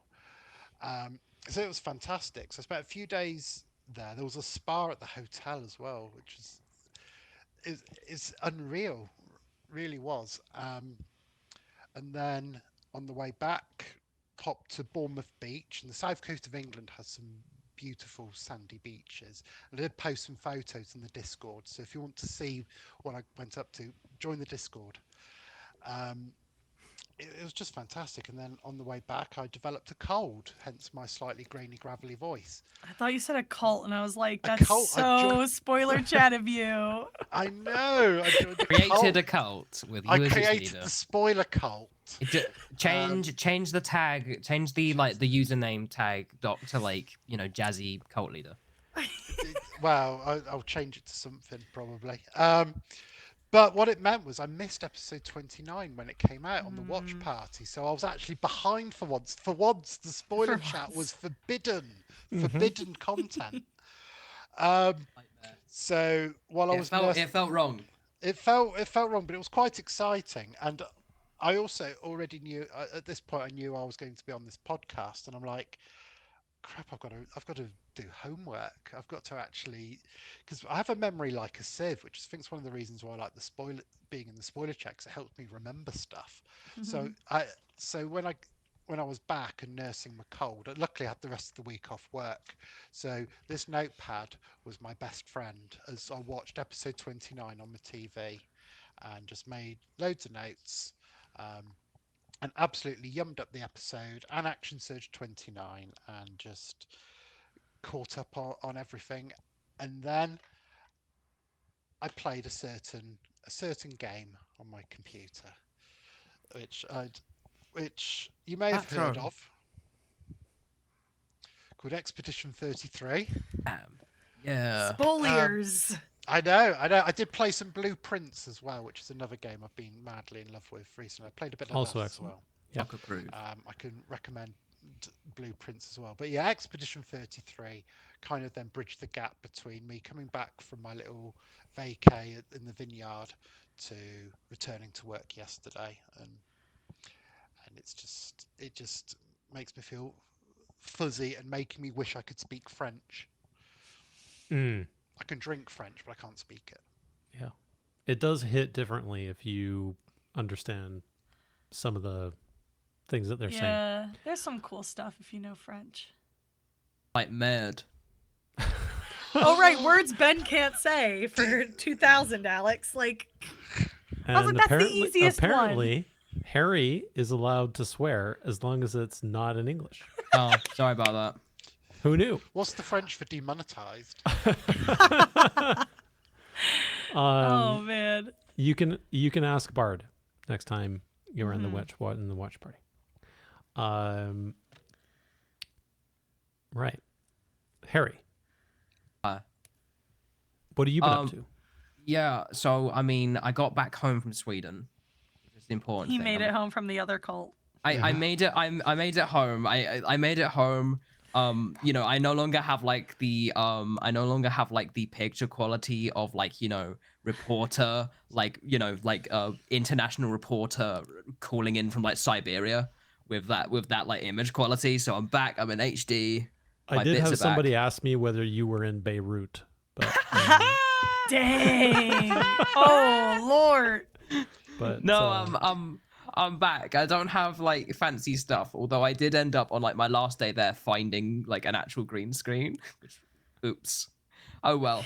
But no, that was really lovely. Had a lovely time there. Shout out to Spell Collective. It's lovely there. I'm definitely gonna go back. Awesome stuff, etc., etc. Like Copenhagen Airport was very interesting. We got, basically almost missed my flight because of Americans. Like just in general. I mean, like not like, I need to now preface this so this doesn't sound incredibly rude. Like I don't know why Copenhagen Airport. I got there as soon as the bag drop opened, popped my stuff in, Bosh, we're going, that kind of thing, and getting through security and passport control onto flight quite literally just took 2 hours.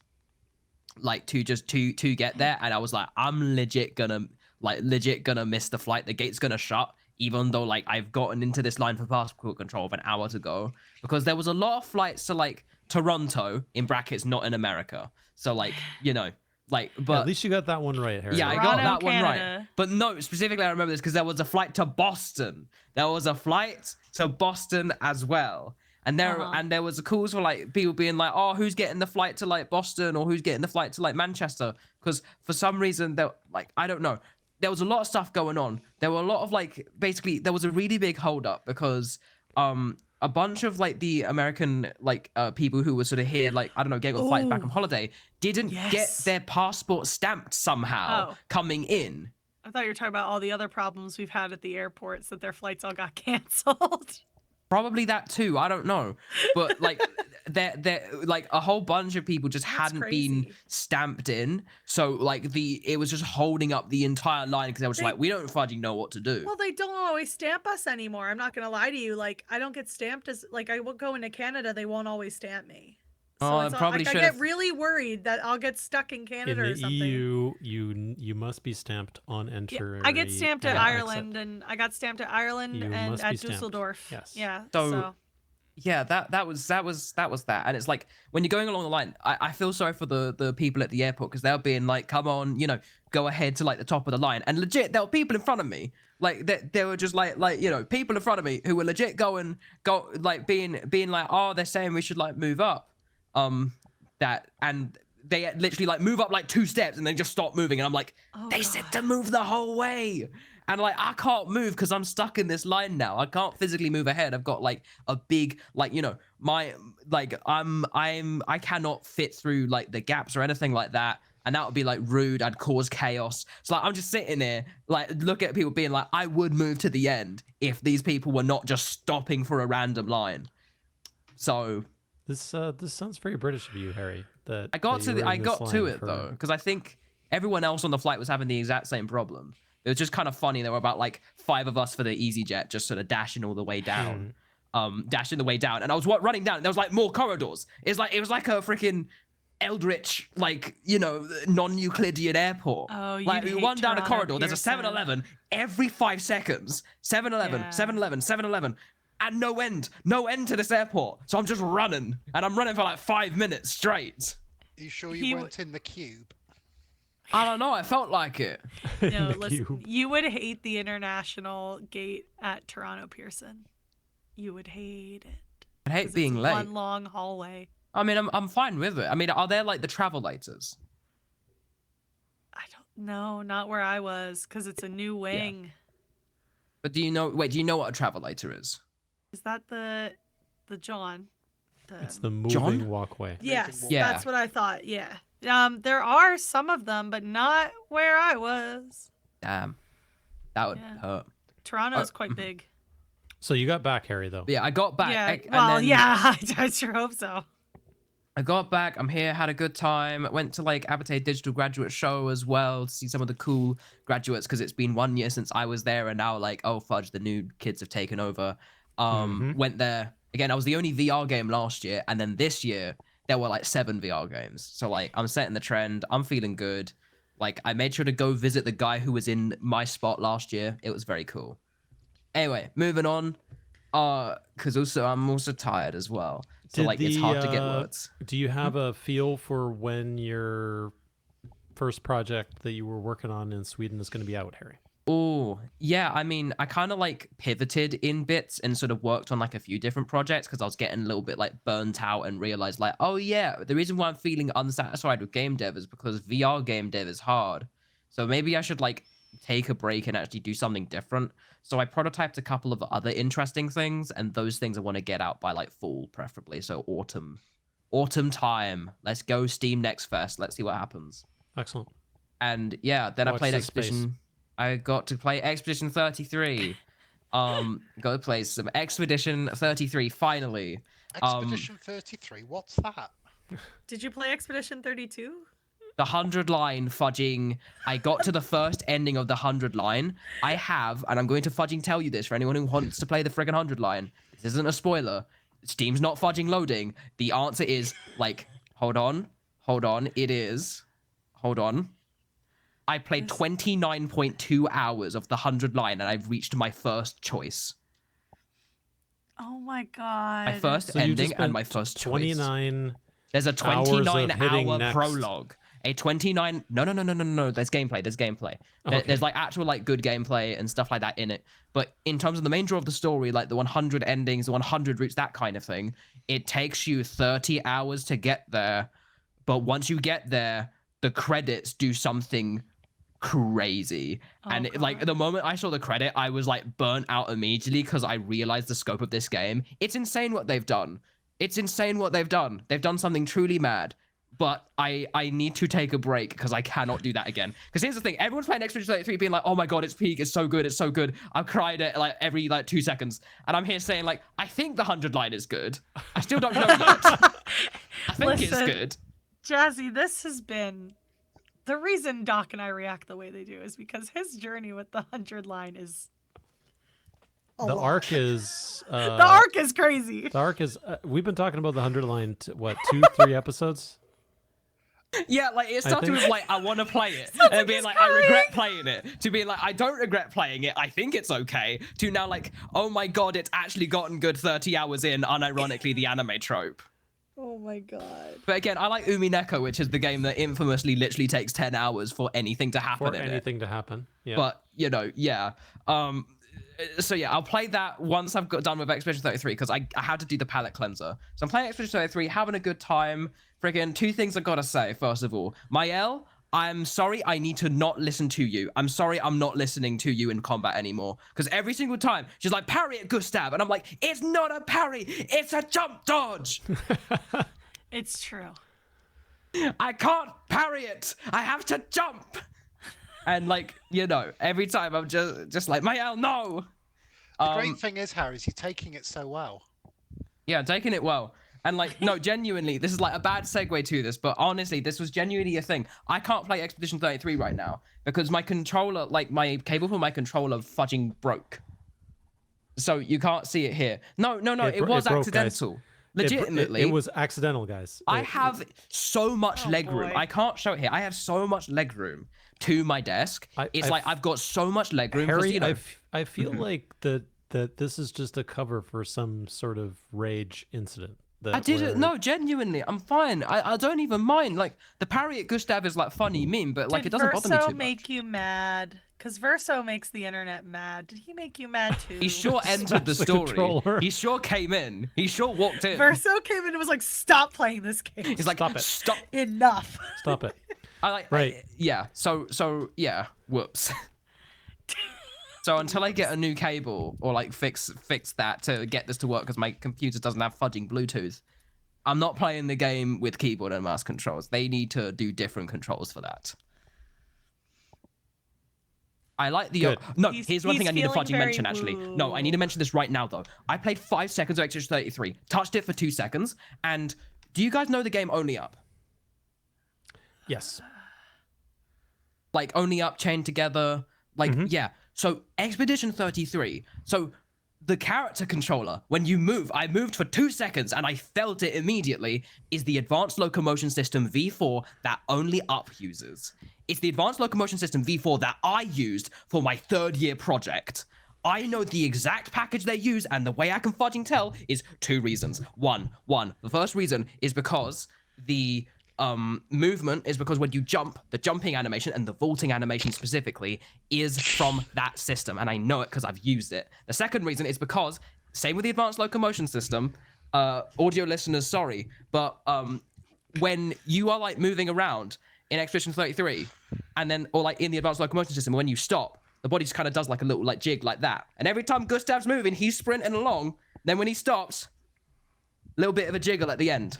And I'm like, holy fudge. So I'm never letting anyone tell me that like you know, it's like, you know, don't you know, you got to make all your character controllers custom by yourself and everything like that. Like, nah, fudge that. Expedition 33, only up, same game. Same game. And they've even got only up challenges in the game. They know. And I completed it second try because like I know how the movement works. Man, it took me 50. They're easy. I'm sorry. They are easy. They are easy if you know what you're doing. No, I will say though, the beach ball one can get in the bin. The volleyball one can get in the bin. That one can get in the bin. The volleyball is rough. That one's rough. It legitimately, and this is all I'm going to say about it because we're not going to spoil anything for anyone who's playing Expedition 33. The volleyball one, it literally made me want to smash my controller against my monitor. That last one's tough. That last like the difficulty level, the difficulty jump it goes insane. Really I didn't even notice the health bar at the bottom and how big it was. Jazzy? Have you managed to do the strongest one? Yes. Yeah. I haven't beaten it, but I've done it. Can I just say, I'm not even a big fan of the reward for that one. No, when we get to the spoiler chat, I'm going to have something very funny to say regarding those outfits. But anyway, I relinquish my time. I'm done. Thank you, Harry.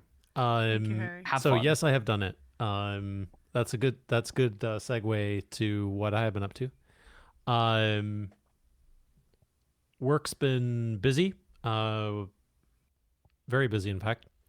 We've been doing a bunch of overhauls as well on glossary and fandom and content there. Harry knows a little bit about this. So watch this space. There'll be a bit of change over the next If you need few help, episodes. let me know. Yeah, I think we're going to be, in particular on the fandom, I think, because it's a much more collaborative editing environment, trying to get more people involved. But we shall see. So a few changes there. I still have some work to do on the glossary to get things up to scratch for some of these new changes. And I have basically 100%ed Expedition 33. The only thing I have not done is I have not gotten a character to level 99. But I have done everything else. Killed 99 all of the level cap. optional bosses. Yes, level 99 is the cap. Should have made like level 0 the level cap. That would have. Ooh, that would have been fun. But That would have nah. been fun. That would have been fun. That would have been fun. Would have been fun. Yeah. So level 99 is the only thing I haven't done. And I think we're gonna try and, once everyone here at least has finished, we're gonna try and do a spoiler cast, and just talk about Expedition 33. And then I'm gonna get a cameo from Ben and ask him why. All right. Why? Why? You know, I forget what the question I was gonna ask him was. It was in the vein of why, but I've forgotten what it was. All right.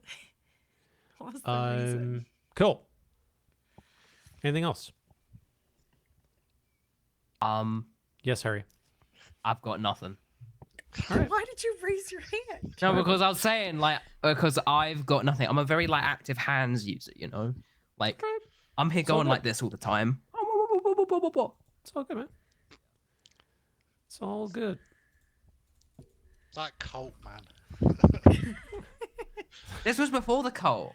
I was always doing this all the time. All right. We're going to art showcase Yes. We got Yay. some cool art. So Now on to Natural 6. I'm so excited about this one because I saw it while I was in line, and I'm obsessed with it. it's only taken us an hour and 40 minutes to get to Natural 6. Listen, a lot's Um, happened. I'm sure you guys will take. Oh, I'm sure you'll take a lot of time next week or 2 weeks from now. Similar vein. Yeah, maybe. He said I Um, talk too much. Maybe. We'll see. We'll see what the audience wants, Shan. Yeah, less me. Doubt that. Right. Oh, this one, yeah. First So one God. one pretty. here, as I move to our screen share, is that Scarlet Moth. This is coming from all the way back. I originally asked them for permission back in episode 6, back in March, I think, early March. Yeah. And they just got back to me, saying yes, that they were happy for us to Yay. show this off. She's um, beautiful. It's great. Very, very I cool. love her. The detail on this is excellent. Yeah. I the don't, shading.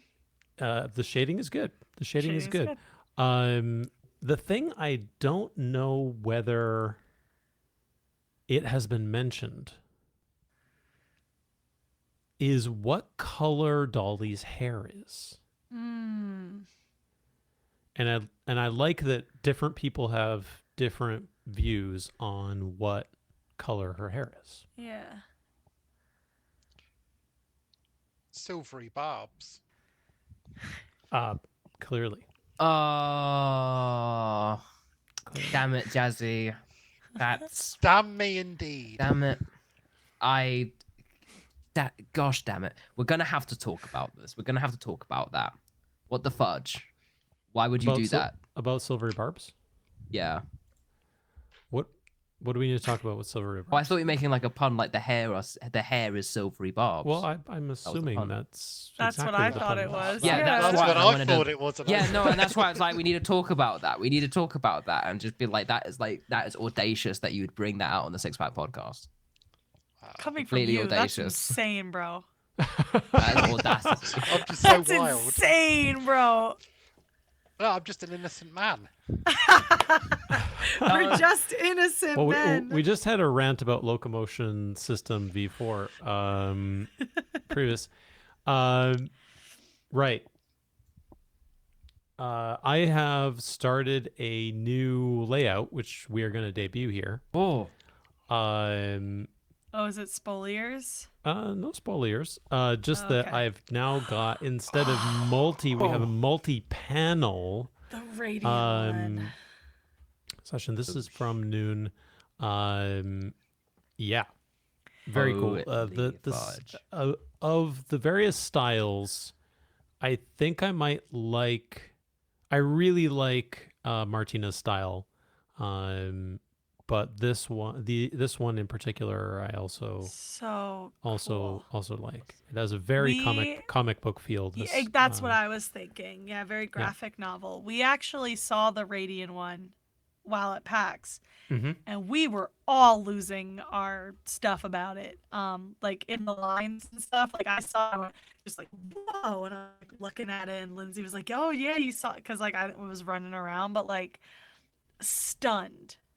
So cool. fucking awesome. So cool. And then Elowen is so cool. Elowen is serving right here. Yes. She Mhm. is serving. Serving that knife. She's serving some cantrip right there. Mhm. Yeah. And also, I mean, obviously, like, yeah, the Radiant one, or I mean, the So Radiant one's cool, the so much layers. deeper. Yeah, Yeah. I like it. The Elowen's one, it's just, you know, she's free. She's in her Badass, element. She's cool, got her in the aura. forest. Aura about Radiant her. Radiant one's just agony. like agony. He's in the dungeons right now. He's in the He's fudging. literally in a bath of blood. He's in the bath of blood. He's bleeding. There's lots of things. There's the flower. There's the lilies. The lilies. Oh, The friggin' lilies. Yeah. World So tour. cool. The that lilies looks like are a there. graphic novel cover, like a Mhm. variant cover. Oh, Yeah. so cool. Definitely love this one. Yeah. And to finish up, another multi-panel from none other than Ben Yes. Star fan Goodness. himself. My gosh. These are so beautiful. They are very cool. I'm not doing them full justice here, having them all full screen, obviously, but you can They're check them stunning. all out on the Discord. They Yes. are very, very cool. I still haven't drawn anything for you guys. I failed you. It's all right. So fabulous. You've been Oh doing my other gosh. stuff. Yeah, next time. I did find that it is rare that we get Harry Yeah. art. Yeah. Obviously. He's just Um, Harry, you know. Get his so- McIntyre Sona. Yeah, it's McIntyre Sona. Oh, So it's quite cool that we have some Harry fan art. I love the shading, which is what I say Yeah, every time. every I always time. say it. I said But it for man. you earlier though, because you weren't saying it, and I was concerned you would forget the bit. Damn it. No. I brought it back. Oh He my didn't god. even The acknowledge it. Doc texture. did. Thank you, I- Doc, for acknowledging it. By the way. Yeah, it was I good. don't know. I mean, it don't was know. good shading. I think it might have been because the Silvery Barbs pun took me out. Oh Um, yeah, he was so oh, so it's broken about my it. fault now. Yes. Oh yeah, Yes. Absolutely. I'll say that. Dang, absolutely. Oh the my girlies god. are Um, fighting. How awesome, how much of a treat it must be just to friggin' just get fan art. So fudging cool. It's so awesome. These are so cool. awesome. Yep. I like they this interpretation of Raidion as well. Like, because we don't Yeah. really see him a lot with his hood down. There's a cool hood down. Yeah, in this one he's being particularly a pretty boy, Yeah. Yep. which that's fine. Seeing little glimpses of who he was. Are. Yeah, Mhm. just so cool. The art's so cool. Very dynamic. I love it. I just Yeah. really like the eye one.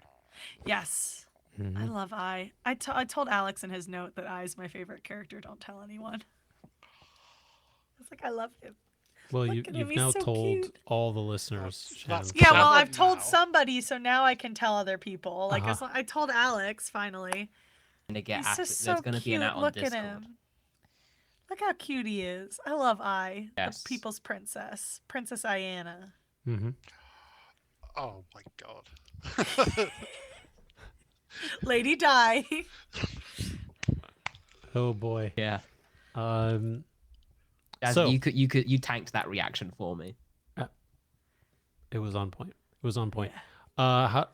Harry, Shan, how do we feel about the multi-panel I like it. versions? I like the I do see multi-panel.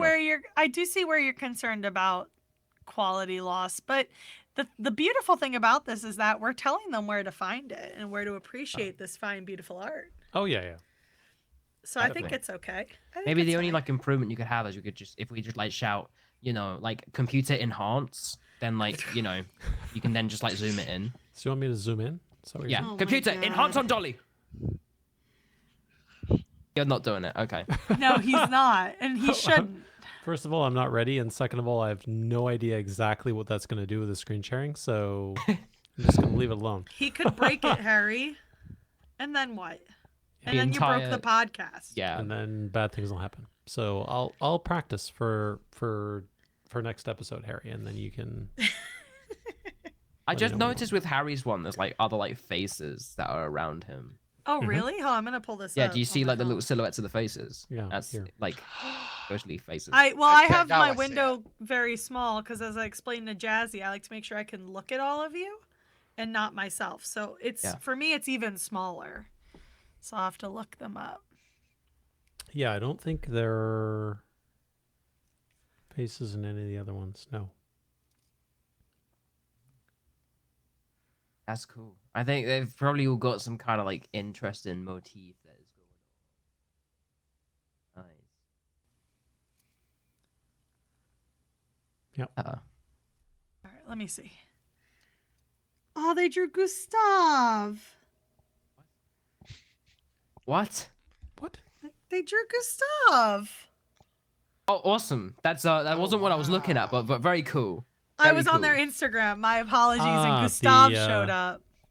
Ben Star fan. Yes, drew Gustav. But yeah, I'm taking a look now at like the close-ups.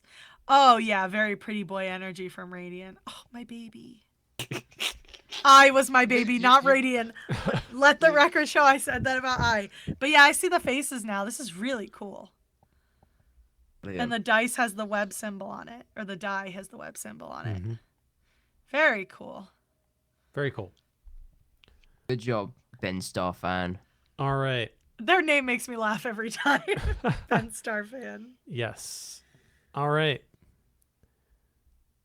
I think it's that time, guys. Yeah, let's do it. Spoilers. It's Jazzy's time. It's your time. It's your time. It's the No time. pressure. The It's your time. spoliers are up. And our podcast Spoilers. begins now. Jazzy's That got was the prologue. Jazzy's got notes and everything. Got to read them. though. I think we're gonna roll through these predictions quickly here. Yeah, I'll try to do them as quick as possible. Yeah. Go, Harry. Okay. Although we do need, there's going to be some slight mud. Let's talk. Not on Okay, my predictions. baby. Last podcast episode, 29. Doc, you said the Raidion was going to use Somnium. That did not happen. Next. No, but he fudgy did something. He sure was on something. He wasn't on anything. That just happened, bro. Next, Harry. I said that the episode name was going to have 3 words. What the fudge was the name of the episode? The Midnight Moon. I was actually correct on that. Yeah, that's an easy one, bro. They do that all the Well, time. we were discussing it could be 2. I'm gonna double down next time. No one involved in the horse incident talks about the horse incident, and genuinely, Everybody talked about the horse incident, but yes. No. How are we defining fudging? How are we defining talking? How are we defining talking? I said no one involved in the horse incident talks about the horse incident. They did not really talk about the horse incident. They really didn't. They breezed past it. It was breezed past so quickly because of the eye thing. Spiritually, that was the intention of what I was going for. The idea when we were talking, it was going to be a big thing. It was not indeed a big thing. So guess this it is my wasn't. argument.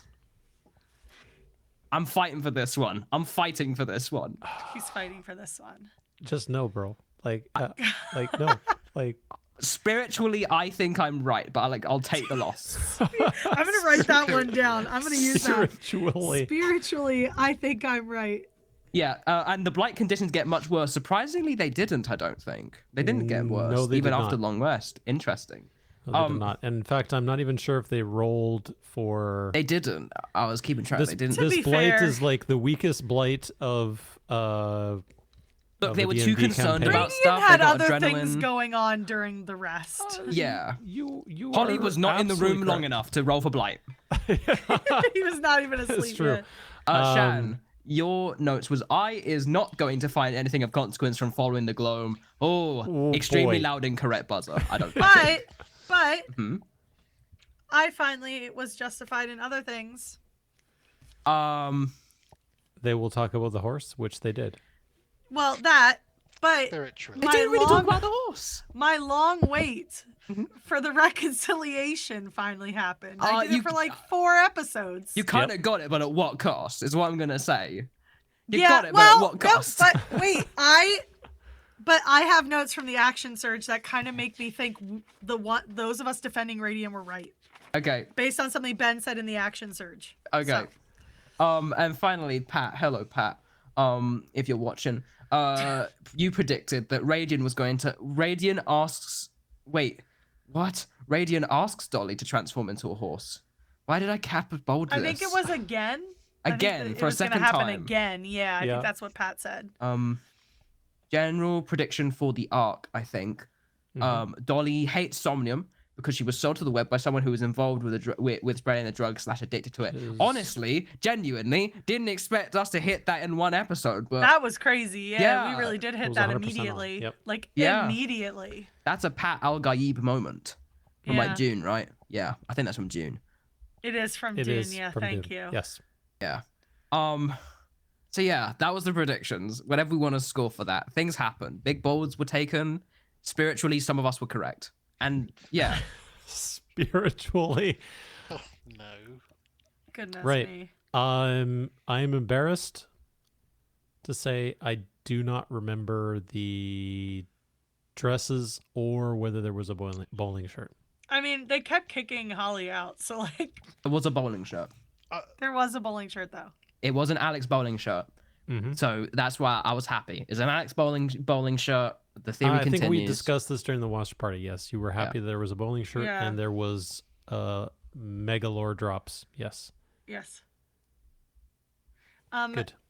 Quickly before we begin, Yes, I ma'am. also want to thank Ben Starr for not effing with me, which I said during the watch party, because I asked him for a message for the server because he likes to ask me to tell the server things. Mhm. And guys, he thought about it for a really long time, like stared into the middle distance, chewing his gum, trying not to smile, thinking of what to say. And I'm glad that what he said paid dividends because I was scared. He What had did he told me say? to tell everyone beware Erastus Gracie, Yeah. which paid dividends this week. Getting the law that you've missed, Jazzy. Yes. That's what we had going in. Yes, because Ben has told me before to tell the watch party things because he knows I go to it. And so I said, before I leave, give me something to tell them. And that is what he gave me to tell them. So that's what we went in with. And as the episode went on, we're like, there's no way. What is he talking about? And then A thing happened. everything happened. Yeah. Everything's fine. So- Nothing to worry about. Before we just mechanically, and this gets into the nitty gritty, which they're gonna have to deal with at some point, or at least Harry's gonna have to deal with at some point, is that I rolled for 10 rounds of speed, Yeah. which is a long effing time. And it kind of invalidates the rogue in that type of environment because they can just move so quickly that almost the stealth checks almost don't matter because you can just move so quickly. So it'll be interesting to see whether Harry, he's already put one restriction on it. It'll be interesting to see whether he puts some additional restrictions on it because, yeah, it's kind of OP right now. I mean, Alex is not abusing it, but it's kind of OP. Do you think of maybe there OP. needs to be more like area of effect danger so that then just the act of I passing through puts him in greater jeopardy, and almost him being more mobile makes him more prone. So like when they had the mushrooms in the cave, have situations where he could put himself in more danger the more he moves, like clouds of daggers and things. I hadn't really thought about that, Jazzy, but it is a good point. I think you could have, for example, that while he has the boots on, attacks of opportunity are rolled with advantage, let's say, to make it a little bit less.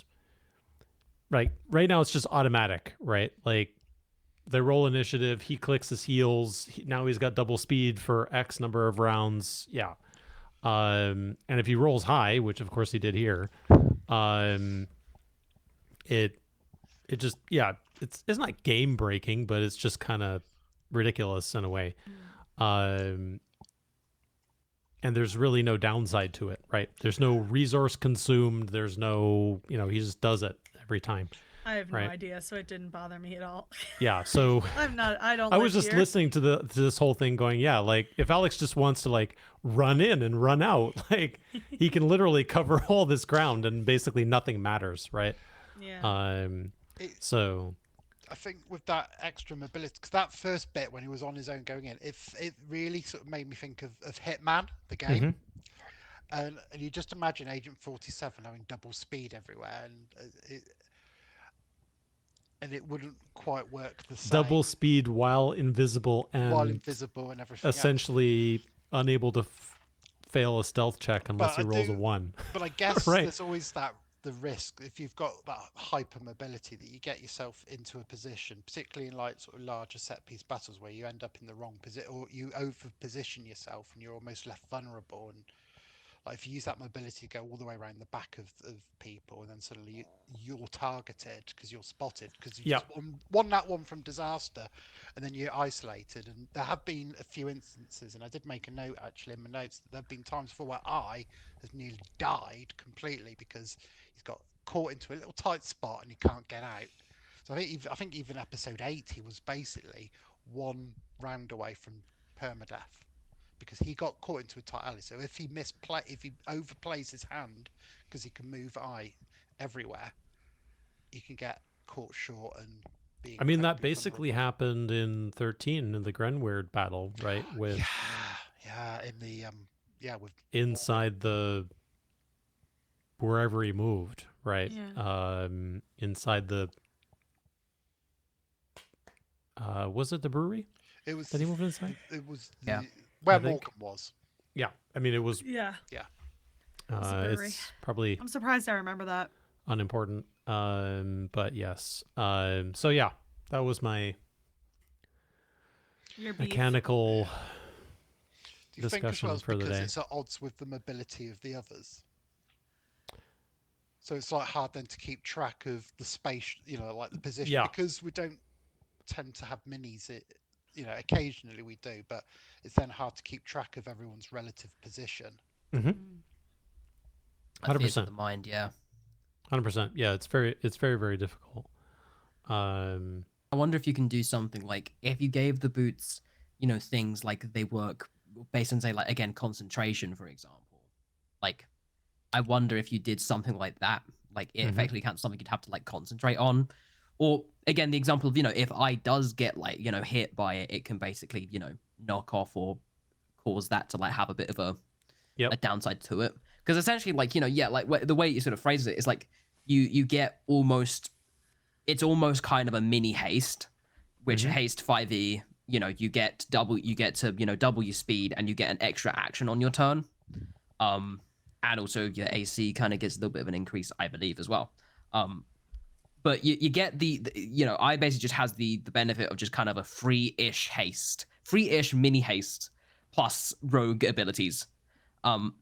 So, like, I think it's an interesting one. I don't remember if like the Boots of Speed is like a homebrewy one or if it's one that's based off of like one of the book items. But yeah, like, I wonder if they're like, sticking it to something like concentration, because you don't want to just like take away the kit completely.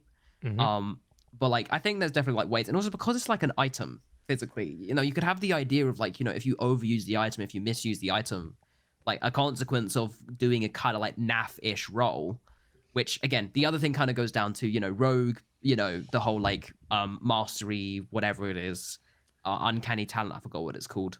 The one where it's basically any roll that's under a 10 equals a 10 plus your numbers. So it's kind of, with D&D, you're kind of incentivized to not really roll stuff you're bad at. This is also now on level 7. With the 2024, like people were saying, oh, well, the 2024 or the rogue didn't get that much of a boost. Like dropping that, because I think that skill was at level 11 or 12 previously, and now it's level 7. That's a huge game changer for how that plays out, right? Maybe what I need is an opponent that has the same skill set. Yeah. I mean, Harry has been gentle with them in general about moving characters around and putting pressure on squishier characters, right? Like, he has not had his creatures rush Raidion and Dolly every time, for example, right? And come to think of it, I'm not sure. Have we had a creature so far that has been able to turn invisible or stealth? Outside of like the wasp, kind of counts because he kind of turned invisible sort of towards the end. Yep. In terms of who they've actually fought against, but I don't think so, not yet. Not Not that I yet. can think of, no. Maybe we will very soon Yeah. with We weird. won't see if they're invisible. Oh, Boom. I was just thinking. Yeah. That would be. But yeah, yeah. I mean, as you say, Harry, like, if it is kind of a mini haste, then having, okay, well, if you did actually roll it and it's 3 rounds and you get to the end of round 3, if it was haste, you'd have, lethargy for a turn. yeah, where That'd be speed goes to interesting. 0 or speed halved. I can't 0. remember. Speed 0. Okay. You just basically miss a turn. You don't Yeah. get. You just lose a turn. Mhm. I think I was thinking oh, that would be interesting. Like, I want to say, in terms of haste, I totally understand why it's in. It also is a complete bummer when the person who is holding concentration on haste for a player or you loses that concentration, and then you're just instantly screwed on that turn. That almost happened to me on a combat where it took like an hour and a half to get. I rolled a nat 1 on my initiative because awesome. I was hasted as well, which made it extremely funny. And I was at the bottom of initiative against a battle with 15 wizards. Don't ask why. 15 wizards. 1-5 wizards. Imagine 15 Raidions. Wow, 15 Harry. Raidions, all doing BS and like super complicated turns, a lot of stuff going on. Yeah. And I'm getting ready for my turn. I'm now near the bottom of my turn. And like the cleric who hasted me got hit with an attack and failed the save. Or was going to fail the save, but used lucky. But if she didn't use lucky to re-roll that saving throw, I would have not gotten a turn for a whole hour and a half of just patiently Oh my sitting, God. like processing, thinking, what's my turn gonna be? That would action economy. It's interesting. So like, I wonder if it could be almost, if you wanted to, not nerf the boots of speed, if you wanted to like change it or alternate it in a way, if you run out of the boots of speed, again, maybe you get like half speed, or it's considered difficult terrain for a tiny little bit. I think there's interesting things you can do there. And I always think like, balance stuff is fun. Yeah. Like- Personally, I like the idea that for Mm-hmm. example, attacks of opportunity are rolled with advantage if you have it on, for example. But yeah. I I'm like. actually, Ben has not taken haste, right? I think so. From feel his like he third would've- levels. Definitely would have mentioned it. So Yeah. what I like the character. I like all the characters and all the players and natural sticks and that kind of thing. I say that because also like, I don't want them to suffer, but like I enjoy the like testing them a lot more and starting to push with them. Like I really enjoy them. I love their characters. I want them to do well. I want them to be pushed. I want them to be pushed to the brink. And like, I know, Harry, even with this episode, is like last episode, starting to put on the heat a bit more, being like, okay, no bits. What you do is what you do. No bits. Yeah, no, So, like- no. Oh yeah, I didn't mean that. Type stuff. Yeah. No bits. You gotta Jazzy, commit. you look like you're about to ready to jump in here, buddy.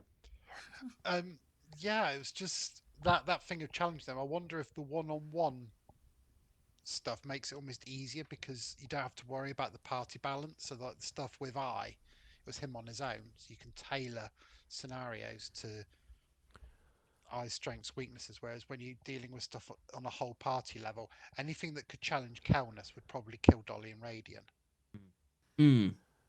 You're right. Obviously, it's a running meme on the podcast here, us talking about how difficult this group is to balance for, right? But, and Harry said the same on at least one, if not 2 action surges. My sense is that Harry has had something like this planned for Alex for some time. Or at least give him the opportunity, right? Like Alex could have said, no, I'm going to go there and then I'll, check the situation. Then I'm just going to go straight back, right? I'm not going to put myself in harm's way. But you're right. It is a little bit easier to do that, right? But I, as of kind of level 7 now, is the kind of character to do that with a little bit, because it's pretty hard to fail the saves. Right? If you're rolling 20, if your minimum roll for like stealth is 21, Mm-hmm. it's really hard to figure out how to do it. And like what I think almost like you could lean in more into that. It's like you want to be careful of doing this without like circumventing the mechanics of the game and like cheat balling. But like at the same time, you know, I like tension. I'm a tension enjoyer. I'm not gonna lie. I was kind of hoping. I'm gonna confess. I wanted I to get spotted. I wanted I to get spotted because I'm a chaos lover. And like I was almost wondering, like, you know, incorporating, like, I wonder if you incorporate a few more like luck checks specifically, because if you can roll over 21 automatically on a thing, then it's like, okay, you got to have situations where it's like, okay, the DC is more than 21. What situations? That's kind of hard to come up with those like on the fly, because that's like extremely like fortress level hard. So, you know, stuff like luck checks, you know, things that are outside of the player's control. Like, for example, when Alex is like, you know, or when I is like sitting in something, if you're sticking there and you're sticking with your thing, your stealth still applies. You do like a luck check, the luck check determining, like, you know, maybe if something like happens on the battlefield outside of you that affects it. Like, you know, the classic, I don't know, if you're like hiding in like a drawer or something, or like hiding in a cupboard, and then a luck check, and you get like a low on the luck check, one of the guys, like, I don't know, comes in the room and like sits down on the drawer which you are sat on. So it's like, you know, then that creates a new situation. How are you going to get out of that situation or something? Which, like, you know. Yep. Yeah. I don't know. So for Interesting. those that don't know, reliable talent is whenever you make an ability check that uses one of your skill or tool proficiencies, you can treat a D20 roll of 9 or lower as a 10. And you get that at level 7. That's wild that you get it at level 7. I'm pretty sure in pre-2024 it was a level 11. Wild. Yeah. I'm just listening along for the ride because I have no idea about D&D mechanics. I'm just kind of here. I haven't even like really read this player's handbook. I'm just along for the ride. Did you want I to get spotted, Shan? Well, I mean, for his safety, no, but it really would have been interesting. But also, like, everything he saw was also interesting. So it's like, Yeah. if he gotten caught, we wouldn't have gotten all those juicy details. We would have gotten jail time details. Yeah. I mean, if you think about it, Shan, mechanically, Yeah. think about it in comparison to how difficult it is for Dolly to be in a situation of contested persuasion roles, right? And a Right. consistent set of them. Yeah. Right. And how easy it is for one or more of those to be failures, right? Alex essentially doesn't have that problem when he is talking about stealth, right? Okay. Yeah, I think I get it. Because any of the roles that he has, so he's got proficiency, I think his proficiency bonus right now is plus 11, Yeah. right? So whenever he rolls, it's always at least a 10, which means the cumulative roll is 21, Yeah. right? For that all the time, unless he rolls a 1, right? Yeah. So it really kind of it just changes the dynamic of stealth for that character. And definitely, I mean, I think Harry was secretly, you know, kind of rubbing his hands together, being like, all it takes is for you to roll a 1 in this environment here, and we're going to have an interesting time, because you get complacent with it, right? Because it feels so easy all the time. Yeah. Right? So, I mean, Alex did say that he needs to go basically change his shirt after all Yeah, he that was because of the tension. But, you know, because he knows that all it takes is one roll, right? But it's such a lower chance, right? Yeah. Than a Dolly or really anybody else has Yeah. right now with an ability check. I mean, it did result in one of the funniest scenes I think we've had in a while, which was Alex trying to describe everything that happened, but as Yes. which was very fun. Him trying to explain what a woman is was honestly peak. Like you. It was good. Like It was a good. tiefling? No. It was good. I was really waiting for somebody because Ben interrupted, of course, in the middle of the thing. Was Yeah, waiting for oh, yeah. someone to slap him. But yeah, it was good. I enjoyed it a lot. And Alex did a great job. Obviously, he had his notes there on his Yeah. phone. But yeah, loved it. Yeah, it was very good. Tried to enter the spoiler chat without knowing what he's talking about. How dare Yes. he?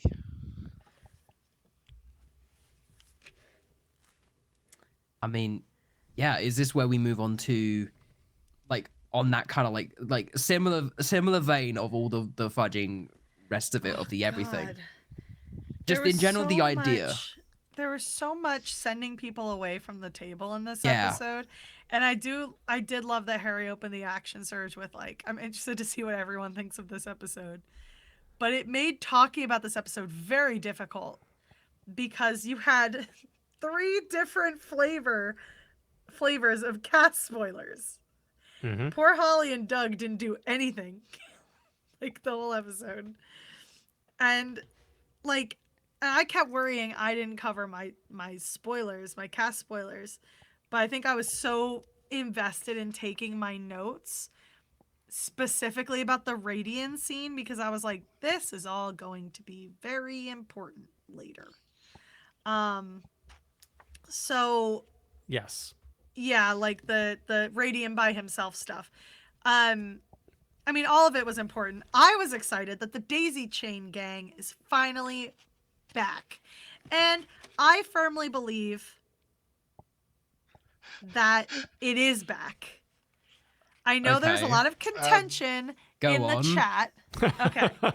Before you start on this, because I think we should we should do this before we cover this though.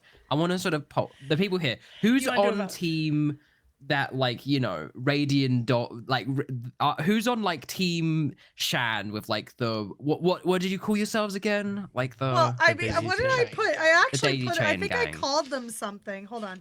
I did come up with a friendship. I called them something. It was either in the Redemption. chat or no, I called them like a something like the it reconciliation arc. It definitely had something to do with the Daisy Chain because that's like a thing Yeah. between them, and she even gave him a new one. Mm-hmm. So like I called them. I didn't write it in my notes. I think I must have said it in the group chat. Mhm. But it Mhm. it was definitely like something about like the Daisy Chain duo or something like that. It Yeah. was Who something silly. who here thinks Team that Team Daisy Chain. It was Team Daisy Team Chain. Daisy Chain / Yeah. like reconciliation following the events of this episode? Who is on Shan's side here? Honestly. Actually, Damn, yes. Okay. And Thank you. I predicted the opposite, but because literally in my notes, I put good start. I'm sorry, I am too, and I still maintain that reconciliation was authentic. I even predicted that the Somnium stuff would derail it, and it didn't. She was like, it was almost a bit like Kelness. It's like, look, I'll be there. I don't approve, but I'll be there. But Yeah.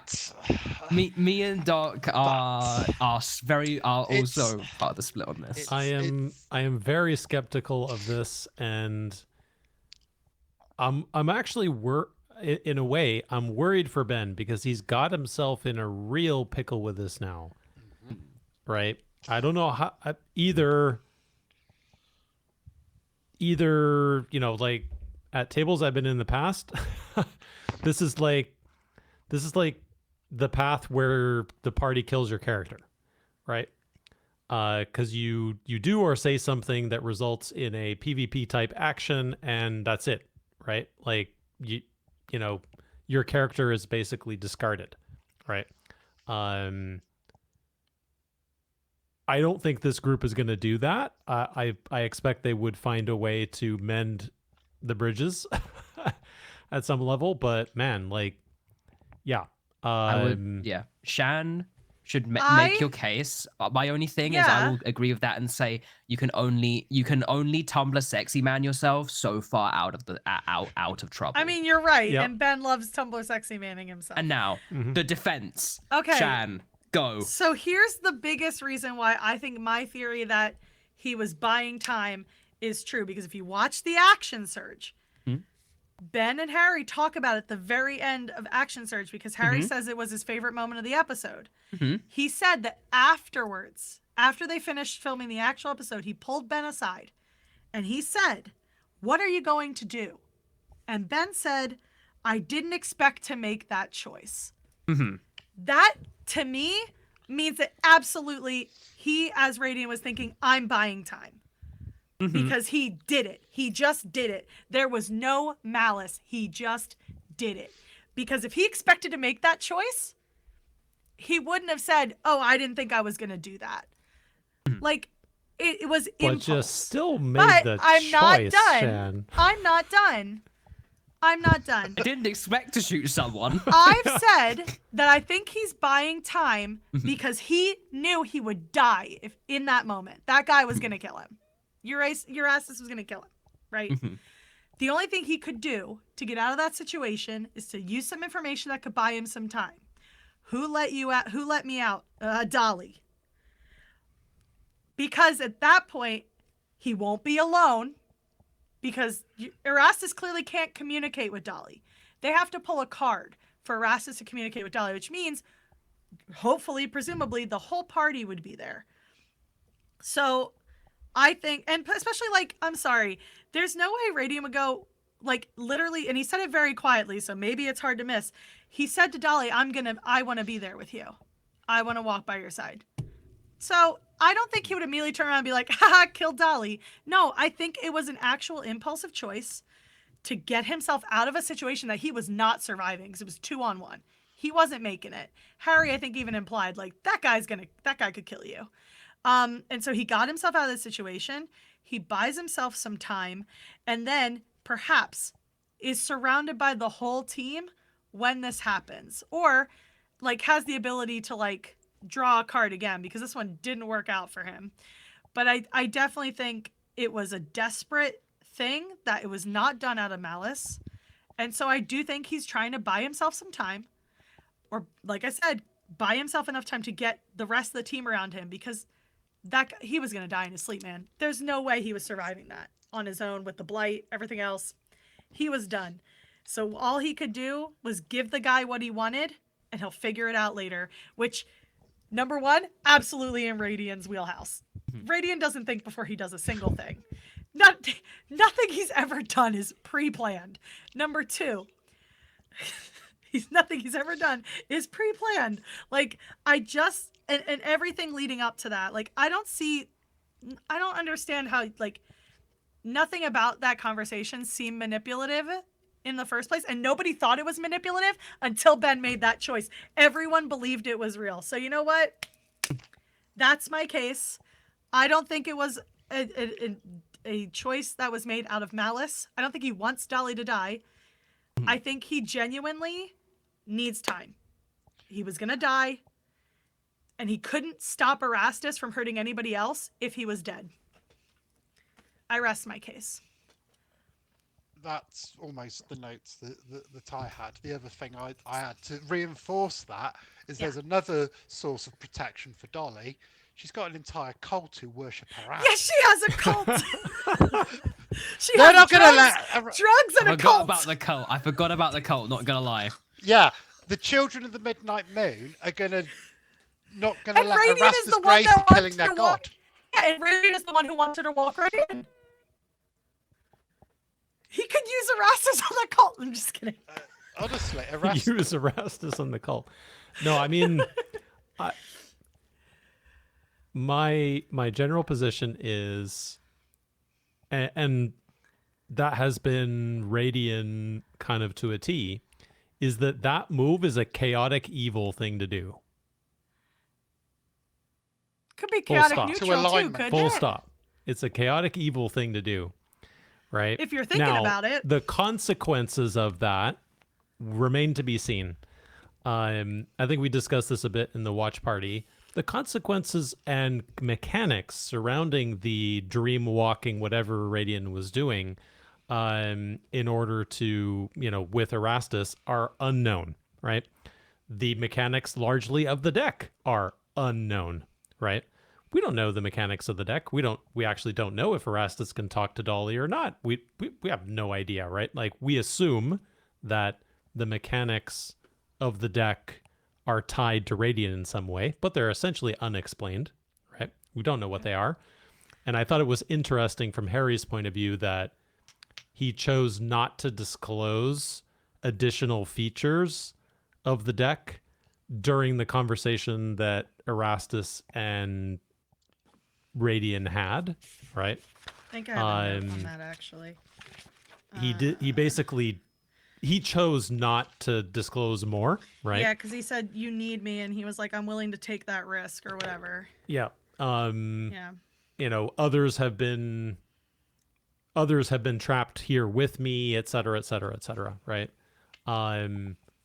So I don't know. I mean, going back to the having people be by themselves situation, I don't know that I, as a DM, am going to remove the whole party from an engagement and put a character by themselves, essentially 1v1ing a boss, right? I'm not sure that's the scenario that I'm going to put one of my players in, right? Now, obviously, Harry rolled the dice on that sort of scenario. I'm not sure what he was, how he was thinking that was going to play out. Hopefully, we'll get a little bit of insight into what that would happen, what that would be, right? But yeah, I'm not in the. I am 100% in the yes, Raidion doesn't think before he does situation. That doesn't make it any less of an evil act, though, at least in my view. Yeah, I mean, I've said stupid things trying to get myself out of trouble. Does that make me evil? Does that make Did you what I'm shoot doing someone evil? in the process? Did you get someone Did he like shoot someone in the did- process? We don't know. Okay, let me we let me don't know. say. So did you you can't get do someone that. else marked by like a hitman? Like you're about to get like killed by a That's hitman. incomparable. What, Spirit Tree, or really? So if you're in a situation, Shan, right, and you're Oh, come on and you're now. there with a bunch of your friends, right, in a scenario, and you're taken by one person, right, and you say, no, it wasn't me, it was the other guy. Is that not an evil act? But that's different though, because again, he's kind of in a corner. You're asking him to just die, and then they're never gonna know what happened to him. Okay, He can't pass any information on.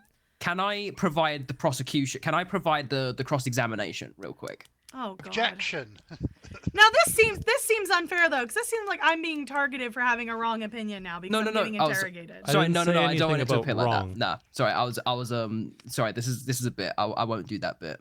Nah, the only thing I wanted to just sort of say or like bring in, like the reason why like the vibes for me get kind of like spicy, is because like, if we're talking like other choices Raidion could have made, I want to just sort of point in there. I don't think Raidion did do a single like actual like attack or anything like that. We don't know. Bro could have had like 4 HP. Erasmus could have had like 4 HP or something. We don't know, because I don't think Raidion once did any form of that of like attack on him. I think he instantly was just like fudge it, negotiation time. He tried something. He chose to cast polymorph, which failed. Yeah.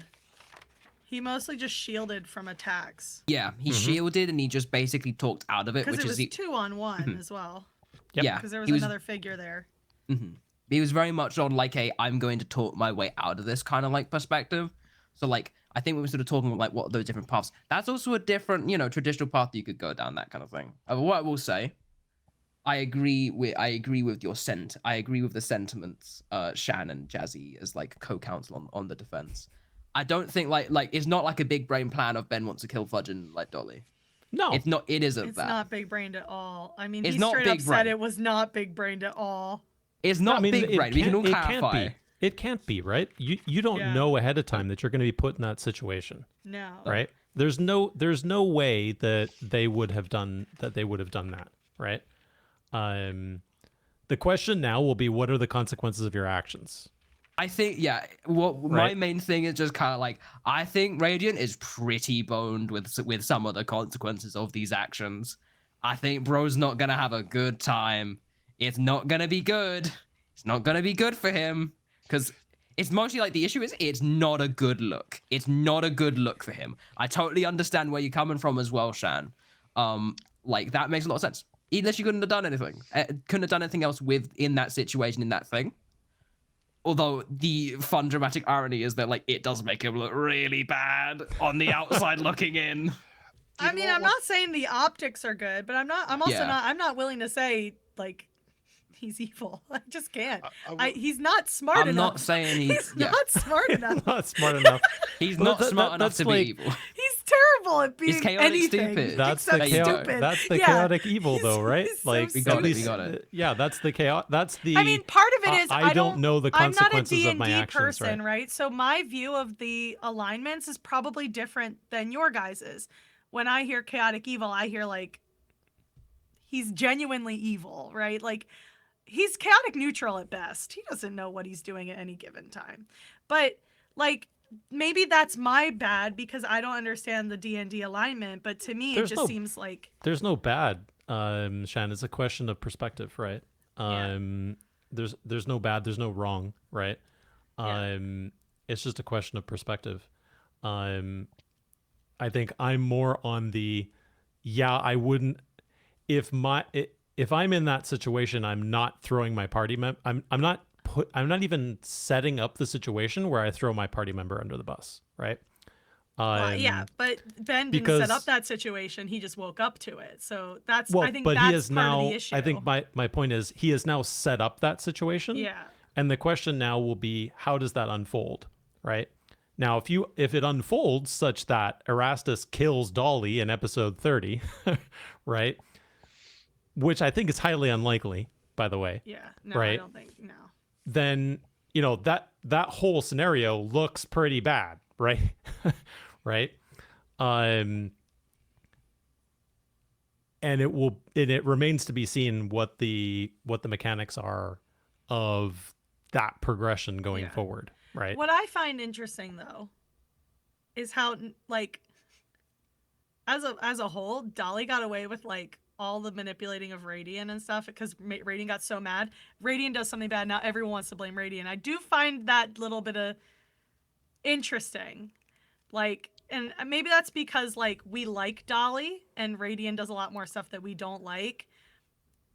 But like, she pushed him into a corner at one point and everyone expected him to be the one who fixed everything, even though like he had every right to be upset with her.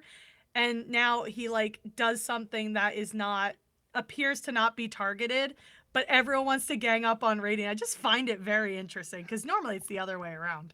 Normally the woman gets all the stuff and the man is like blameless. Shan, I mean, for me, Dolly is an evil character more so than Raidion is. Like, she has done incredibly evil stuff up until this She was up until this manipulating them point. for a very long time. And Make like, no mistake, manipulating the whole group, potentially throwing the whole group under the bus at 13. I mean, yeah, because I said before, like when she approached him in that first interaction, it sounded like she was coming as a bridge, and then she just went super defensive on him when she had no right to do so because he had every right to be defensive and she didn't.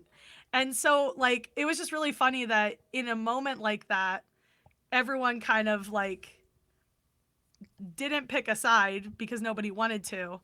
And then Raidion gets no grace in this moment. I just find it super interesting that we gave Dolly all that grace, even though like what she did to him was not kind. And he had every right to be upset with her. Want to kill her? No. Upset with her? Yes. He had every right to be upset with her. And then we come here where it's clearly something he did not think about. And everyone wants to like, that was really bad of you, Raidion. It's just like, interesting like psychology going on here. Interesting philosophy going on here. And it just occurred to me that like, cause it's been so long since we talked about like the start of it. Like Dolly didn't seem to even want to try to fix things with him, but after causing the fight, but everyone was like, "Oh no, but Dolly didn't do it." And like, if Raidion does something wrong, it's like he's the worst fella. It's like, he's a dude, as they said, he's just some guy, you know. He's dumb. A dumb He's guy that just Dolly cast chatter dumb. on when he was down. Yeah, she did try it. She almost killed him and was super unapologetic about it. You guys remember? Spot. You guys remember what I said? Whatever it was, either last episode or the episode before, which is that's a, for me sitting at That's that a- table, Yeah, that's a it's big metagaming no-no. thing. That's a metagaming thing, and like your party member is down. You do not cast an AOE Yeah. on that. Like if you're in character there, right? And that was done with intention. That I mean, that was certainly done with knowledge, right? Yeah. Of the potential consequences of that, yeah. right? So yeah, I mean, And Dolly got called out on it. So if Raidion gets called out on this, that's fair enough. That's fair game. I have been for some time. Those characters are very are not have done far less good things, right, than evil ones in the progression we've had up until this point. Yeah. They, forgetting alignment for a second and just kind of counting the actions, those characters are shifty, have backstories that are essentially unexplained, and do things that are selfish repeatedly, right? And both of them are abuse victims, which is also like Oh, by the something way, to take into consideration as well. Like why they would behave the way they would is for the various traumas that they like. Dolly being sold to a I don't even know how to describe the web at this point. Dolly being sold to the web, Raidion being completely abused by his mother. Like it's all bad. It's all bad, Yeah. and it sometimes that leads you to doing some not nice things as either a coping mechanism or a way to protect yourself, or because you're manipulated into it or told to do it. oh, 100%. So it's like it's stuff that like it's not surprising stuff. Like when you learn a little bit more about them, it's like that's not like a lot of stuff clicks into place. Like Raidion obsessively uses hypnotic gaze because that is how he is taught. You deal with that kind of thing apparently. Boy. And now we learn that Dolly became like this spy out of necessity and was just so good at it that she became like top spy. So it's like not necessity, you know what I mean? Like she was forced into it and that's all she could do. So necessity. But yeah, it's just kind of crazy. Everyone else is like normal compared to these two. But these two have just been through so much stuff. Like they're both sold to the web. They both did horrible things in service of the web. And they both also got like messed up before they were even in the web. Like it's crazy how much they have in common. Like the more we learn about them, the more in common they have. Yeah, the question will be whether they move forward with it together and Yeah. in a positive manner, or whether one of them destroys the other, right? Because they're the two people who are Yeah. the two characters, right? Have to be careful about making it about the individuals. Yeah. They're the two characters who have the highest likelihood of actions of one resulting in the death of the other right now, right? I mean, yes. I mean, that's probably been the case for 10 episodes, maybe even longer at this point, right? But they've got to survive walking into the lion's den. Yeah. Yep. Yeah. Old as brass. And I Oh, love and I that. mean, that was the other thing too, is the fact that he owned up to wanting to go to use Somnium too. That's why I was like, this feels real, because he wouldn't tell her the truth knowing she hates it if he didn't mean it. And him wanting her to be there if he does it. That's why it's hard for me to believe he'd want her to just die. It was yeah. an authentic interaction. Oh, yeah. Yeah, like it's it was like the end, like the apologies and stuff is one thing, but like that was deeply personal. Him knowing how much she hates the drug, to say, I need you to understand how much I need this, and if I do this, I want you to be there. That's a totally different level of intimacy and friendship and trust. So that's why it's like, I definitely think he's just too stupid. I think he just did what he did because he's stupid. Like, I just, He did stupid things did stupid things that got into the stupid situation. Listeners and watchers, you don't know that I can still see the fan art, and I'm looking at him and pointing at him and going, that's my stupid son. Is he my favorite? I don't know. I think I's my favorite, but like, he's one of my kids. It's like, what's that Arrested Development meme? I love all my children equally. I love all my children equally. I don't care much for Raidion. Just kidding. I don't dislike any of them, but like, he is kind of stupid. I am completely on board with everything you are saying, Shan. Yeah. I just don't see it that only he's position dumb as hell. on it is that doesn't make the final act any less bad. Well, yeah, I mean, I'm not Right. saying the optics of it are good. I'm just saying, like, I think everyone wanted to jump on the he did that on purpose train. And I think we're too quick to do that. And then Action Surge came out, and Ben was like, yeah, I didn't really think about that. that's why I got so heated in the group chat too, because I was like, guys, you're really jumping on a train when we know Ben by now. We know him as a player. Like, he doesn't just think things through. He just does them. He's doing them. He's doing them for effect. I think the problem with doing them for effect, right, in this sort of situation, is that it's not you, the player, doing this stuff. Yeah. Right.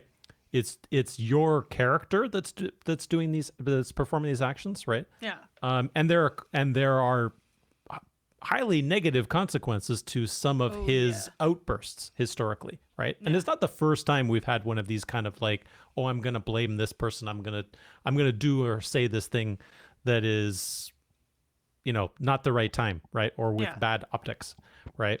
Not the first time, right? Probably won't be the last time. At least we have our fingers crossed He's so dumb. that it won't be the last time. So it's like, it's totally on brand Ben Starr, 100%, right? And it's especially for a character who doesn't know himself.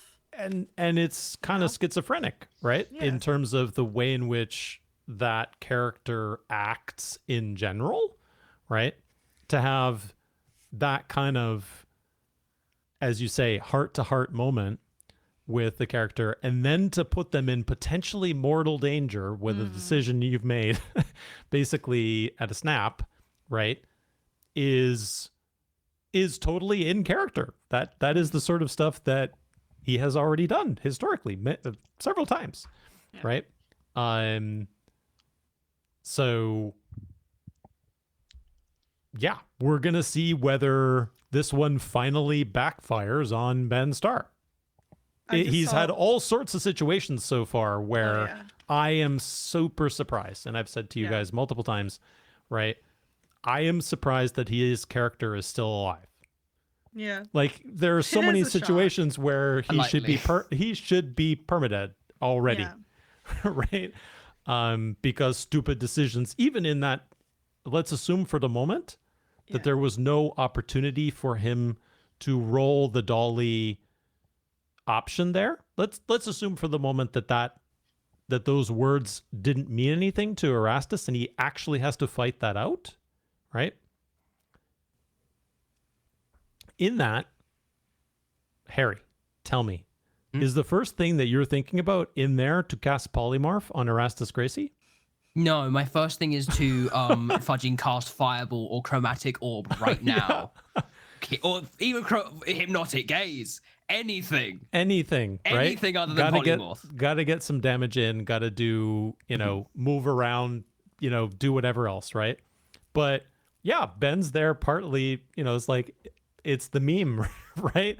Like, I want to do something cool here rather than the thing that's like mechanically optimal for the time, right?